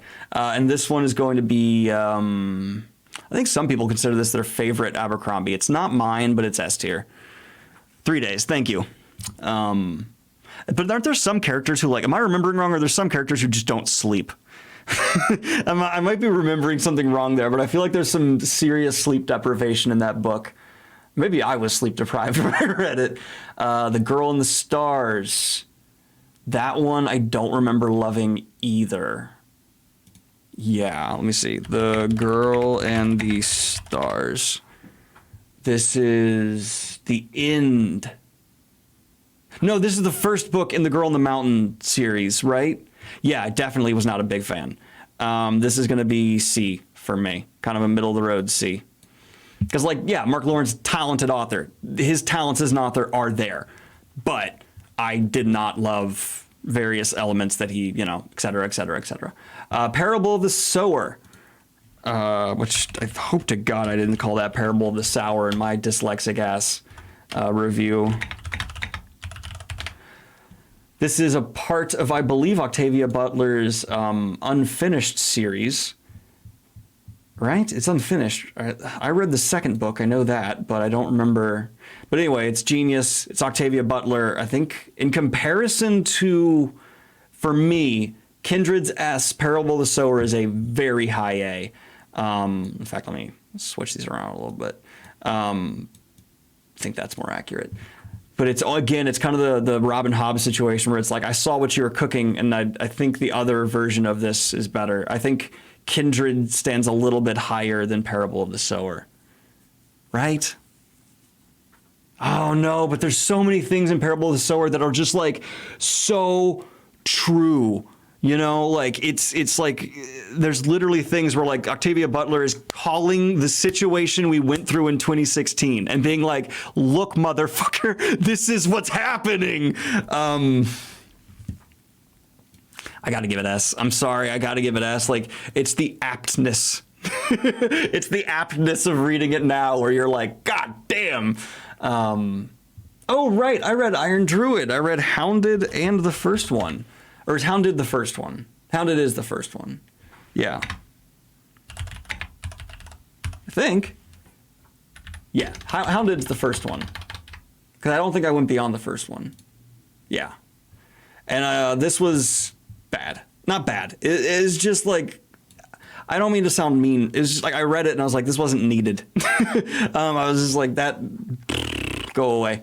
No disrespect to the author, Mitt, at all. I'm sure there are people who love this, but for what I was looking for what I was craving, I feel like everything had already been satisfied. Oh God, I remember not liking Furies of Calderon, right? Yeah. I think I was a little too generous in this review. I remember having a regret around that, if I remember correctly, and I wish I'd put this a bit lower. I think I was on a really big, this is when I was like really hyped on Dresden, and I think I came across this and I was like, I just gotta be missing something, right? There's gotta be, this before I knew what the fuck I was doing as a reviewer. And I was like, so I'm just gonna give it a lot of benefit of the doubt. And I think in hindsight, I regret doing that. Yeah. Okay, and then we have, I'm gonna do the Mistborn trilogy as one, partially because I do have some trouble differentiating 2 and 3, but also because we're literally running out of space. I am filling and I can't make these any smaller and then be visible at all in the bracket. Mistborn, though, as a whole, first era, I'm gonna say high A, very high A. And then I'm going to do Mistborn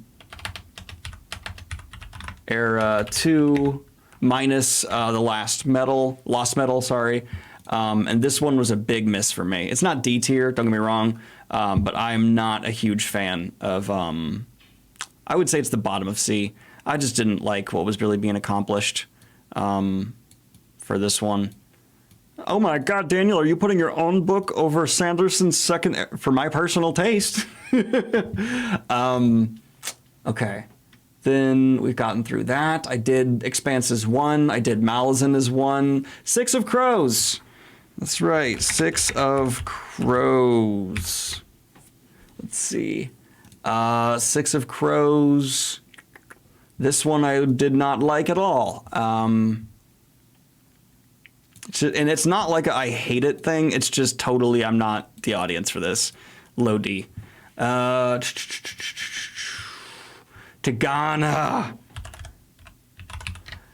Guy Gavriel K, has been said many times before, is like the fantasy author that other fantasy authors respect, know, and love. Tigana is so influential for so many books that a lot of people have read without people knowing it. This is going to go... I can't believe how crowded this is, but this is going to go S. Tigana's S. If you want to read the book that inspires the people that you read the books from, check out Tigana. Tigana kicks ass. Tigana kicks ass big time. Okay.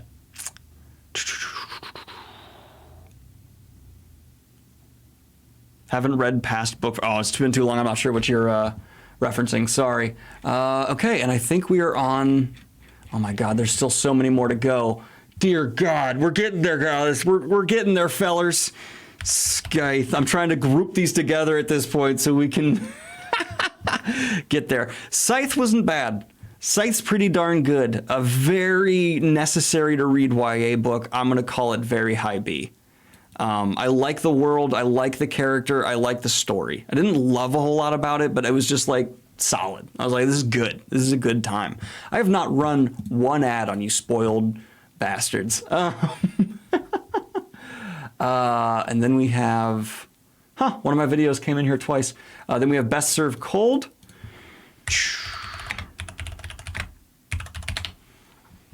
Which is probably my favorite standalone Abercrombie book. Easy S tier pick, no question.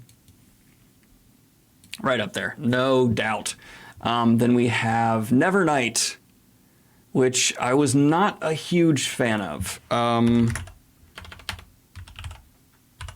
have learned that this author, what's his name? The author, Jay Kristoff, is just not my style. Not my style. So for this one, I think for me personally, it's going probably like top of D. Yeah, I'll put that over Battleground. There we go. That works. Okay.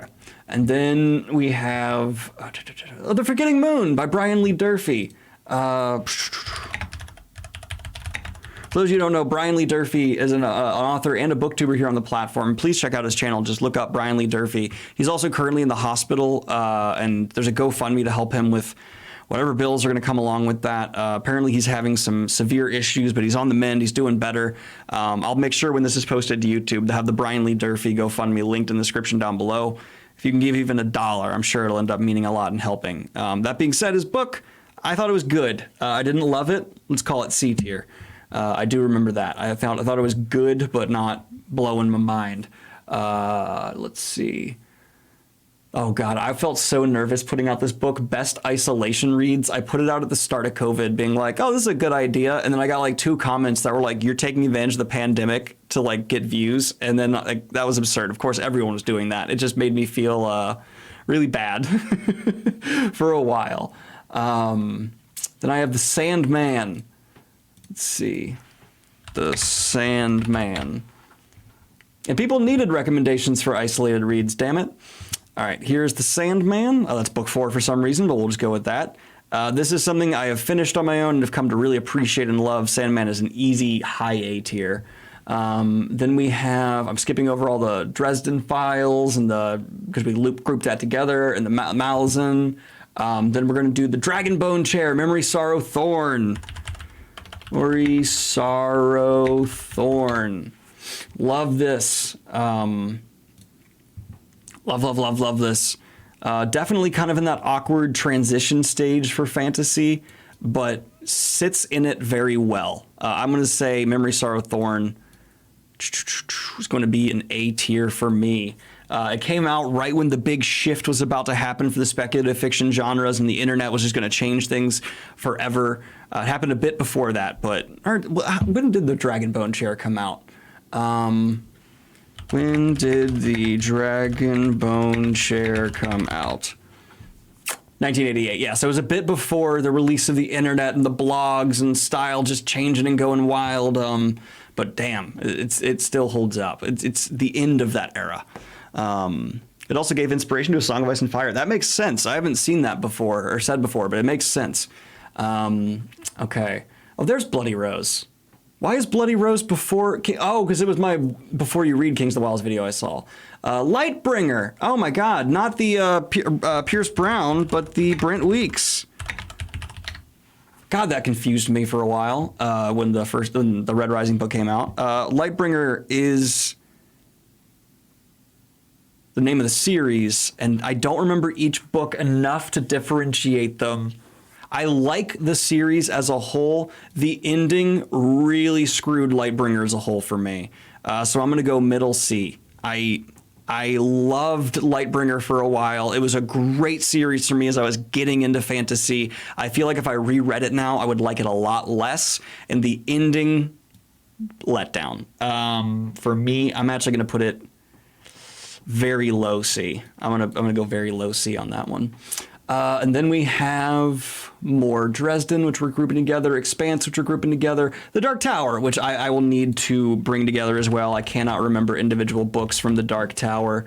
I hope people understand that. Like, I hope that's not coming across as like I'm terrible at my job.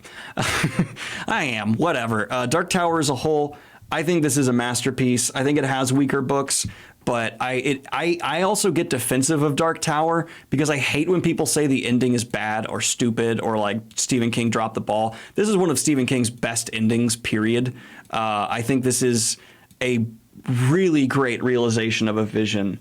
And yeah, I think Dark Tower as a whole is one of the greatest fantasy epics. I think the ending also is what cements that. I might be in the... I know there are people who agree with me. I know there are people who disagree with me.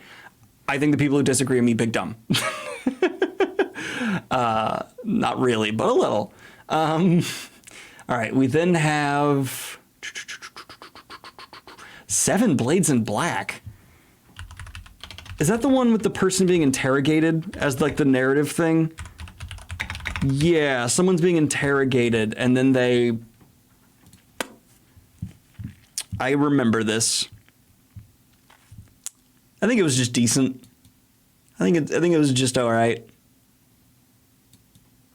God, I think it's middle D. It's just fine. It was okay. It wasn't like offensively bad. It was kind of forgettable, right? Or did it have? I think let's go low C because I remember the character really sticking with me for a little bit. The character really stuck with me for a while. Yeah. Okay, so we did Dark Towers 1. Sword of Kaigen! Yeah! All right, which I always wanted to call Sword of Kagan because I'm a fucking idiot. All right, Sword of Kaigen is a great read from M.L. Wong. Probably the first ever indie book I came across that is a solid S tier. And I'm glad to see this book have legs and continue to get picked up by people and continue to get glowing reviews. It deserves it. It totally and absolutely deserves it. And then we have... Wow, I was recommending books before I had read enough of them to really recommend them well. All right. The Thing Beneath the Bed. Okay. I promise later on I'm going to deliver ranking The Thing Beneath the Bed. I just need more time with it. I'll get there. I promise eventually. Okay. A Darker Shade of Magic. I love V.E. Schwab. I do not like Darker Shade of Magic.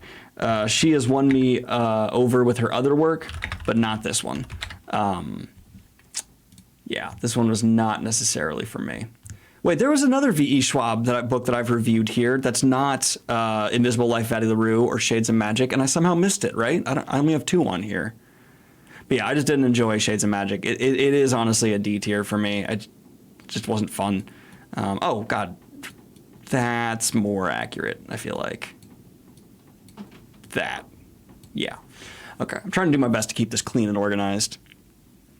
Darker Shades of Magic felt directionless. Yeah, I agree. That's a really good way of putting it, actually. You missed the 5th Sorceress rant? You did. All right. Then we have, let's see, top 10 books. Holy Sister, which this is the trilogy I like from Mark Lawrence. But I don't, I can't remember.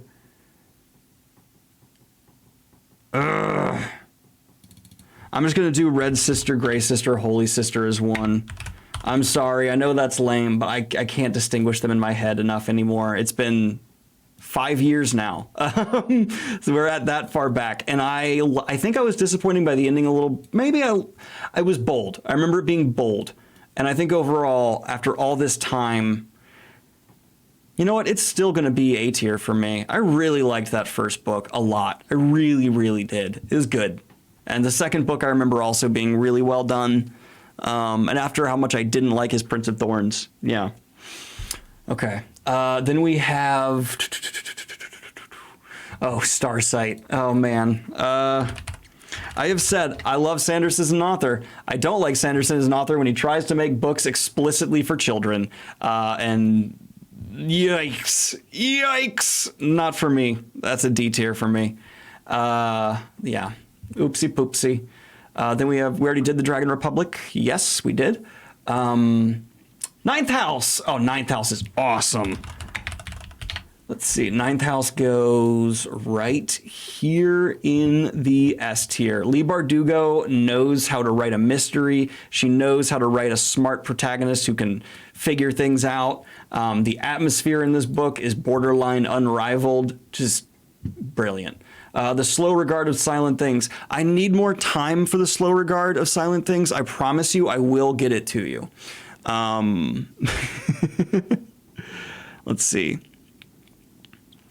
If you've read more V.E. Schwab, it didn't give a video. Okay, thank you. Appreciate you checking that for me. Let's see. Oh, we have the Powder Mage trilogy. Brilliant. Powder Mage trilogy.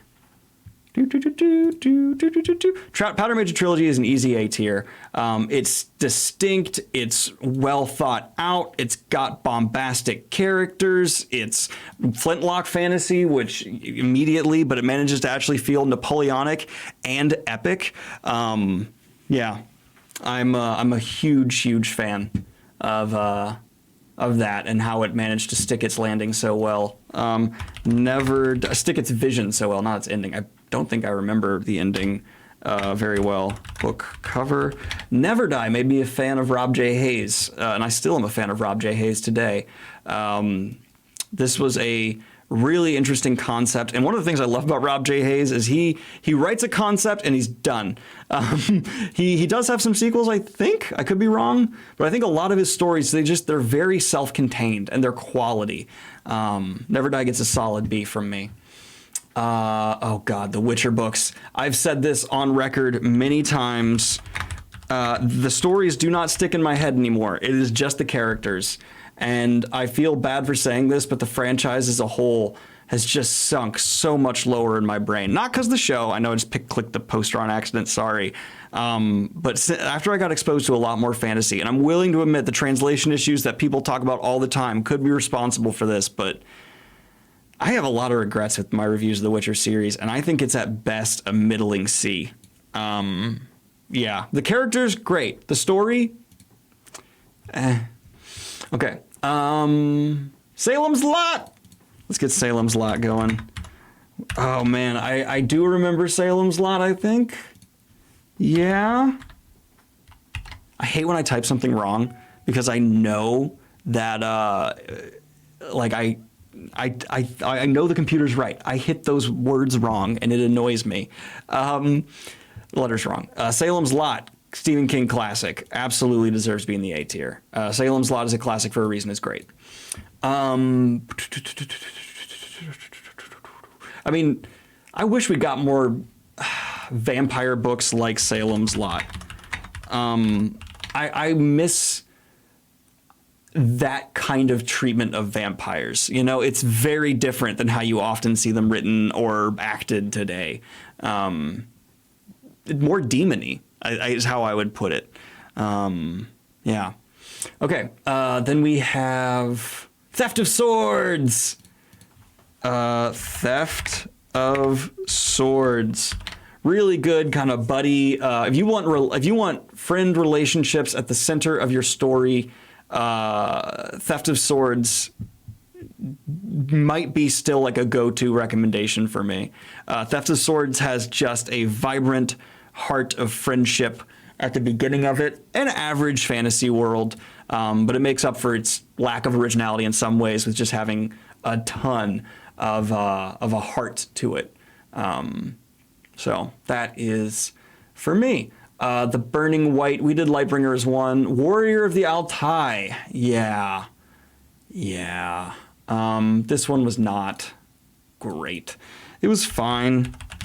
Of the Altai. There's also a bit of controversy around this where apparently Robert Jordan may not have wanted this published. I've never seen that confirmed.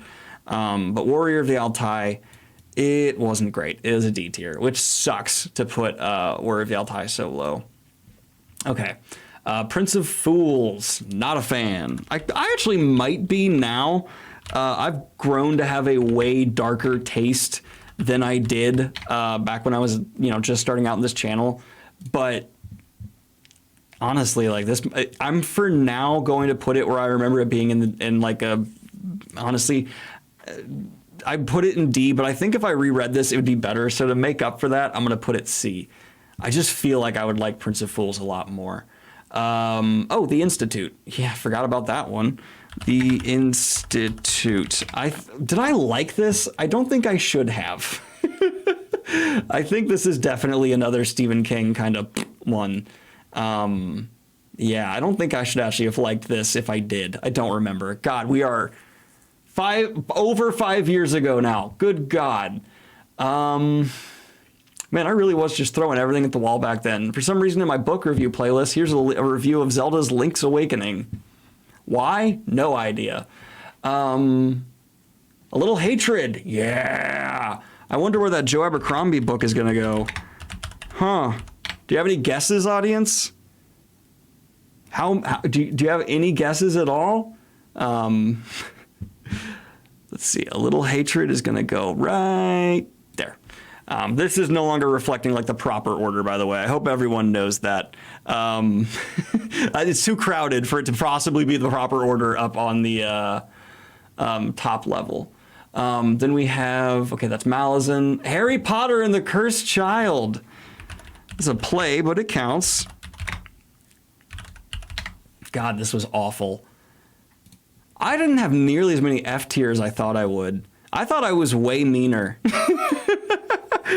This is like, there's a pretty big gap between these. I would put Cursed Child below. No, it's better. It's better than Starter Villain and Nothing But Blackened Teeth. No, it's not. It's better than Nothing But Blackened Teeth. It is not better than Starter Villain. That's impressive. That is impressive. The Once and Future King. This is an unbelievably important book for the fantasy genre. It's Arthurian legend, and it does hold up pretty darn well.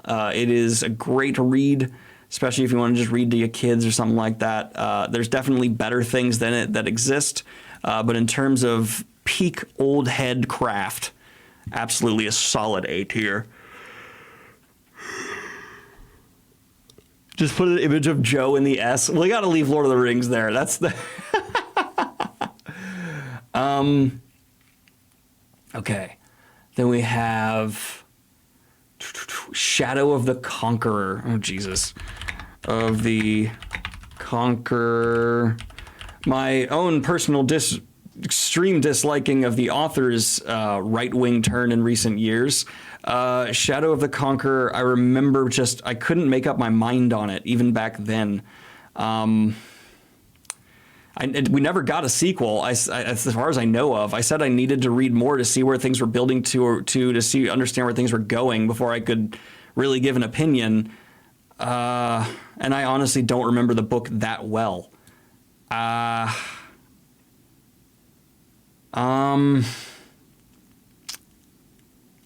just gonna go. I read that because I don't remember it well enough to really give thoughts, and I don't think I was a very good reviewer back then anyway.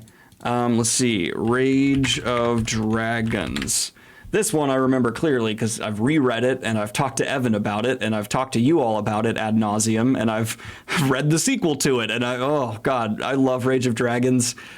Rage of Dragons is going to go in a very, very solid high A. It's a little simplistic at times. It has some writing issues, but it makes up for that with passionate. All right, so next up we have The Savior's Champion.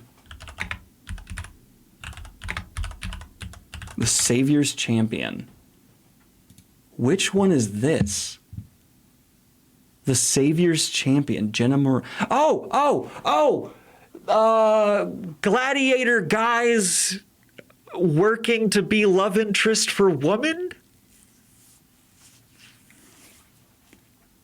Is that what this is?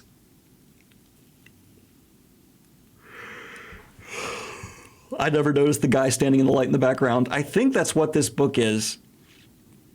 And I remember it being bad. It's an F for me.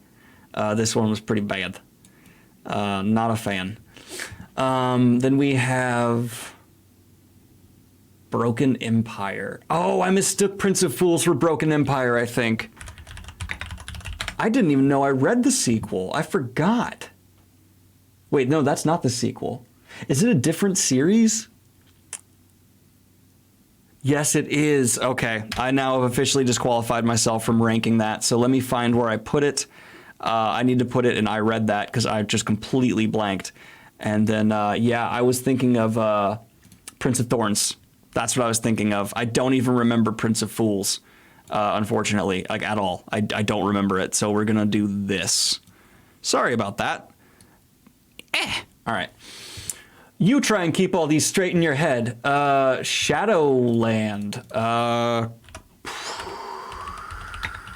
Shadowland is a book by Peter Straub. Let me see if this... No, that's Shadowlands. Shadowland. It was Peter Straub, right? No. Is this a book that doesn't exist? Oh, it's one word. I'm an idiot. I wrote it as two. I still don't recognize this. Peter? Who's putting Peter Straub? Yeah, Peter Straub. Okay. I don't remember it. Too long ago. It's too long ago. Damn. Damn. Shit. I really wish I knew that off the top of my head. The Black Prism. Okay, we did Lightbringers 1. We did Powder Mages 1. We did Dark Towers 1. We have done Wheel of Time. Here's a quickie batch review. What did I review in this quickie batch review? I didn't even say it in the description. I am such an idiot. All right, well, let's possibly cringe along with me as I watch another video of my past self. Okay, so I have That is an apartment I lived in where multiple times people vomited in the hallway right outside my door, and I had to smell it while I was in my kitchen because they wouldn't come and clean it for like hours. And Many things recently. the Federalist Papers. I reviewed the Federalist Papers. Those are political. Okay. And then Edgar Allan Poe, and then Doc Sat. I'm done with me. We're moving on. Okay, that's whatever. Moving on from there, we have more Dresden. Oh, Mistborn Secret History. Definitely can do Mistborn Secret History. Cool.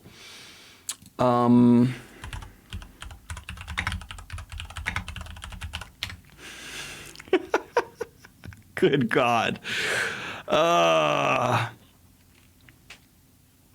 Not gonna lie, that's pretentious as fuck. Yeah, you think?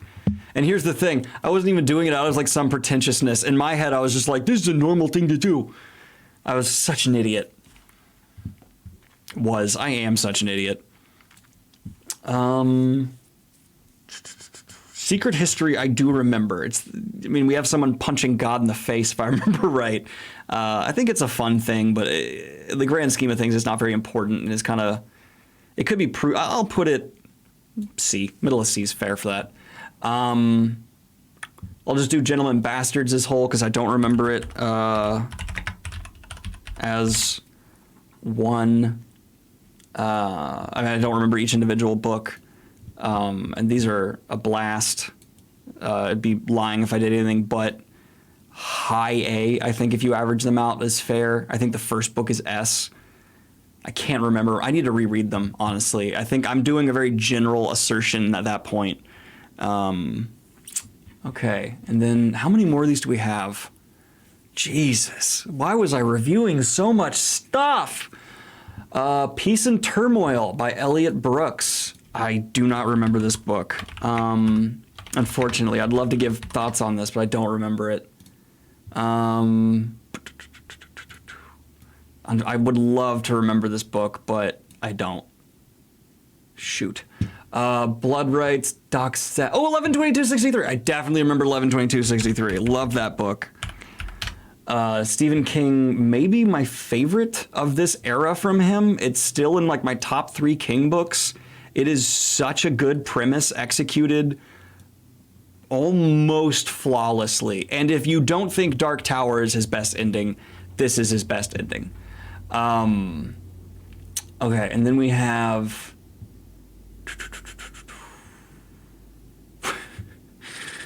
I have a video here. I don't even know what's in it. It just says, in defense of Harry Potter, parentheses, not J.K. Rowling. No idea what that's about, but it's before she said any of her crazy shit, so I'm sure it's fine. But talk about a title that hasn't aged well. I already did Wizard of Earthsea. City in the Middle of the Night? I don't know this at all. In the Middle of the Night. I don't remember this. No. Charlie Jane Anders. I know them, but I don't remember this book. I'm so sorry, Charlie Jane Anders. I am so sorry. Oh, His Dark Materials, for sure. His Dark Materials.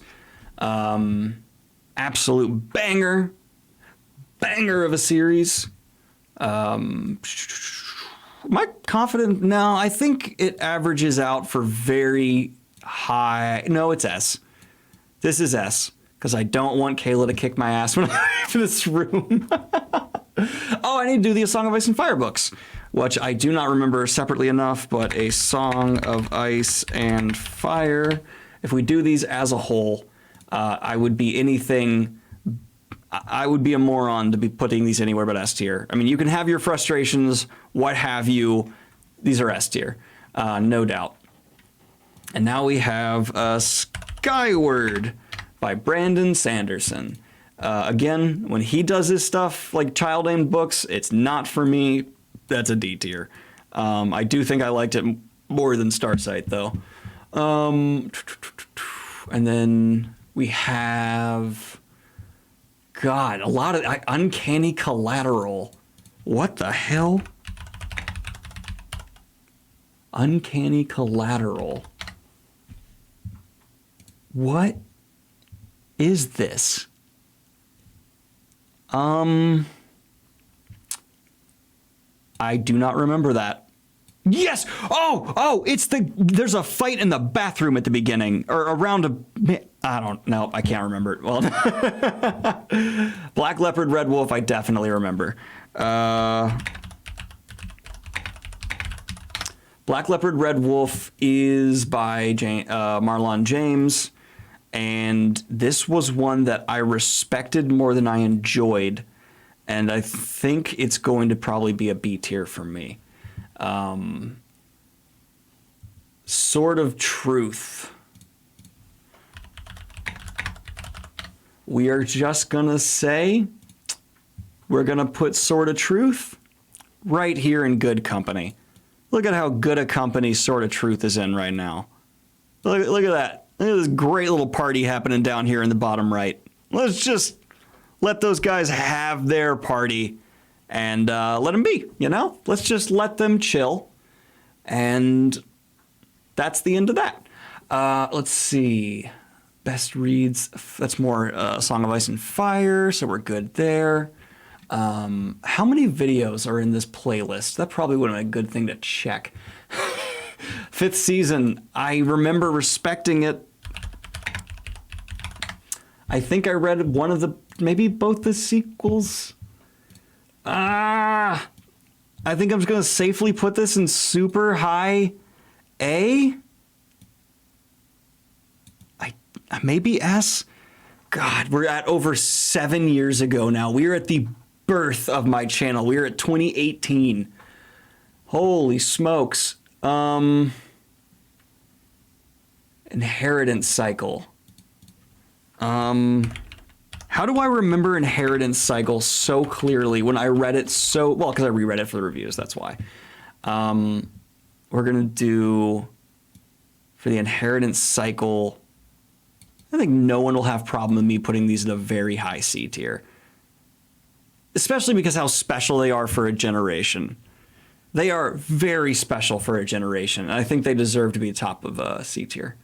The Stand by Stephen King.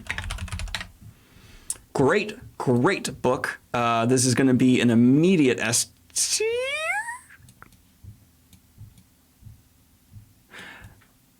Am I so grossed out by this book that no, it's an S tier. I'm just mad. God, you can't even tell what books are where now. Okay, and then we have Good Omens. Oh my God. This book was important for me deciding to stick with science fiction and fantasy forever. I don't think I talked about this much, but this book hit so good that it basically was when I was like, oh, you can do anything you want in science fiction and fantasy. Okay, I'm just going to talk about science fiction and fantasy forever. So, immediate S tier. Neil Gaiman and Terry Pratchett coming together, perfection. I will tier rank the King Killer Chronicles here in a moment. I just need another second before I get to it, if you guys don't mind. Gentlemen Bastards we already did. Summer Night, The Outsider. Ooh. This was good. It was okay, Stephen King. Okay for Stephen King is usually a safe bet to be a weak B tier. I think that when Stephen King's just doing his average Stephen King, he's a weak B. Okay. I don't remember the book very well. Oh, The Road. Oh my God. Okay, well, The Road. This is... And I say this knowing how many books are on this page right now. The hardest book to read on this entire list. This is, without a doubt, the most difficult book I have gotten through in terms of just like, oh, it's quality, but every page is just, oh, God damn it. I will never read it again. Very happy I read it. Done with it. Clash of Kings, Ringworld. I did Ringworld. I guess I've reviewed Ringworld twice. I did not know that. Okay, how far are we towards the... Jesus, these just keep going. How many books have I reviewed? Dracula. Of course I've reviewed Dracula. Why wouldn't I have reviewed Dracula? For the love of God. Dracula's great. It's an A tier, easily. It still holds up to an A tier this long on. It's incredible. Magician. Oh, I have reviewed Raymond D. Feist for you guys, and it's Magician. Great. Let's put Feist in there so we actually get what we're looking for. Jesus, Daniel, put Feist in right. There we go. If I remember right, this was good. I can't remember it clearly, but I think it's going to go like low A for me. Yeah, that's going to be a low A right there. That's going to be and then we have Mark Dark Tower, Discworld. That's just series stuff. Oh my God, The Little Prince. I love The Little Prince. Wow. That is an amazing book. If you want a book you can burn through in no time at all, and it's just going to take you on a magical little kid journey and make you feel like all the world's problems can be solved with just a child's imagination, Little Prince. Absolutely. Probably the best kids book I've ever read. Canticle for Leibowitz. Yeah, that's right. This is a post-apocalyptic... like heavily religious book that really did a great job. This was a brilliant standalone read for the science fiction genre. It has a lot of atmosphere, a lot of great thoughts. It's a good amount of horror, just in like, oh my God, the post-apocalyptic land, and is also like disturbingly believable in some of the extreme ways people behave, especially now. Like you can just look at it and be like, oh yeah, that's how some people would behave. Great. Okay, so we have the First Law trilogy back to back to back. So let me just do First Law, and I'll put them as one. And why am I going to put them as one? Because guess what? They would all go next to each other regardless. Where? Right? Goddamn, they're an S tier. We already did the Witcher books. Did Game of Thrones. I reviewed Born a Crime by Trevor Noah. It's not fantasy. I'm not putting that on here. We have Mistborn Era 2. The Martian! Oh, The Martian's great fun. Definitely my favorite Andy Weir book still. And a very, very good movie. The Martian is fantastic. I'm going to put The Martian at a super duper high A. Really, really high A there. Really high. All right, and then we have Artemis, which I did not like nearly as much. God, I'm fat fingering so much, but luckily Smart Type is just like, we got you. Don't worry. We know you're an idiot. All right, Artemis. This is really bad. This is my least favorite Andy Weir book, and it's going low D for sure. Oh, guys, I'm going to get a Wise Man's Fear here for you. I just need a little bit more time on it.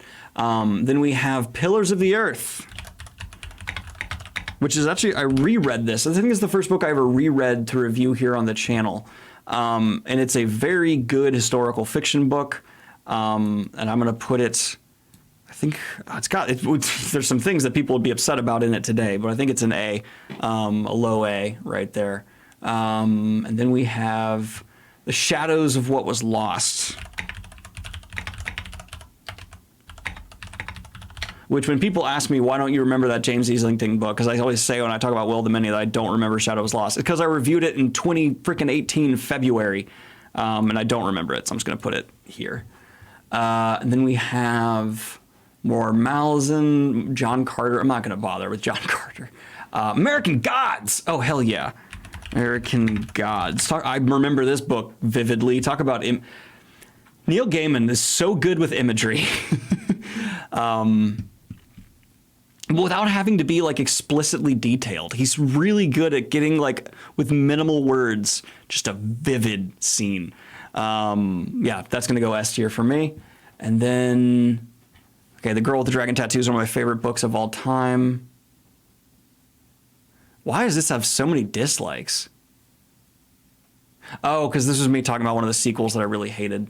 Okay, whatever. It by Stephen King. Yeah, let's do that. It book cover. It, all-time classic, debatably the greatest American horror novel ever written. Yeah, that's going to be an S tier. Easy S tier. Then we have, I did Bobverse as 1, so we can move past these Bobverse ones. I did Mistborn as 1, so we can move past these Mistborn ones. What is the Dark Season Saga? I don't remember that at all. Season Saga. Yep, don't remember this. Sorry. We're at 2016, so it's kind of understandable. Then we have Ready Player One.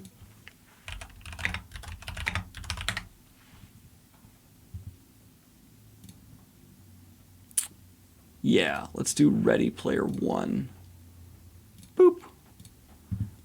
This one it's like fine. Like it gets so much hate now because the sequel's so bad, and it also has people who weirdly think it's like the best thing ever. In reality, it's just fine. It's like a middling D. Like I wouldn't be mad if I consumed it, but it's like, okay. I don't know what Exile is. I already did Gentleman Bastards. Oh, Steelheart. Oh God. Steelheart. I'd put Stellheart, which is a mistake. And now we have, wow, Steelheart's not bringing up Sanderson immediately. Oh, because I put the wrong version of Steel. Oh my. So if you know how I'm dyslexic. Oh, it still didn't bring, what? Sanderson. Give me a cover. There we go. This one was not for me. If I remember right, I think I would dislike it even more now. It's going to go low D for me. I'm going to put it below the porn. But then we have Warbreaker, and Warbreaker's great. Warbreaker is solidly going to be an A for me. We're going to have a lot of Sanderson coming up because this is when I got through all the Cosmere stuff. Warbreaker is definitely A. Then we have Words of Radiance. Wow, I did a lot of... Not war, Words of Radiance. And this is, yeah, we're going to go Sanderson back to back to back to back to back. Words of Radiance, easy high A, easy high A, easy high A, A, A, A, A, A, A. And then we have The Way of Kings. Of Kings, which is easy S. This is still my favorite Stormlight Archive book, and it's a high S. I still think this is like, I don't know what happened to Sanderson here, but the guy just started pinning fire. He always pins fire, but he pinned fire. Then we have Childhood's End. He doesn't always pin fire. I have stuff here from him in the D tier, but you know what I mean. Hood. And I thought this was the first book I ever reviewed, but it's saying I still have, oh no, this is the last page. Oh, this is the last one. Childhood's End, Arthur C. Clarke. A classic, and one that I think holds up really, really well. It's got a bit of a thing at the end that some people might call a gimmick, but in terms of what it's trying to say about us and the mystery it raises about our future, I think it's an A. I think it's a really, really solid one. Yeah. Is Steelheart the superhero one? I believe so. I like how polarizing the Fs are. It's almost D, or it's the worst thing ever. Like, well, here's how I view it, and I probably should have clarified this before we got to the very literal end here.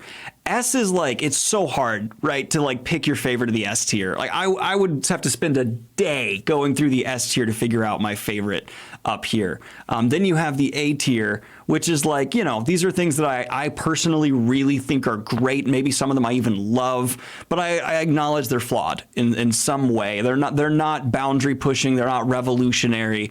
They aren't core memories for me. B is just like, that's good. I think B is good. Like B is like that. I enjoyed that reading that. That was good. C is like, here's average. And your average book I enjoy, right? I wouldn't finish it if I didn't enjoy it. It's like this didn't, there's nothing I love in it. Some things were good. Some things were definitely bad. But I got through it, and that's great. D is when you're entering like nothing was really done great here. Nothing was done great. Some things were maybe done well, but after that, it's either overhyped, it's obnoxious, it got structural issues, or it's just like, there's something cancerous to the overall enjoyment. And then F is what? F is like, I could not find anything redeeming here. I really like to like books. I like to find things I enjoy in them. And here we just have, F is like, I could not find something to like. So that is my 3-hour rant going through all of these books. And I hope you guys enjoyed it. Thank you so much for this insane endeavor. I'm actually pretty damn proud of how many books I read here. This is nice. Like, look how crowded this is. And I grouped up Wheel of Time, Mistborn, Malazan, Witcher. Like, this could be a lot more crowded. I was kind of insecure with how few books I'd read as a booktuber, but this is good. I'm proud of this. I'm happy. Thank you all so much. I hope you, if you didn't catch the whole thing, it'll be released tomorrow, 9 a.m. on YouTube. And like and subscribe if you have not already. Hit the Patreon if you want to support what I do here. And have a good one, y'all. Peace.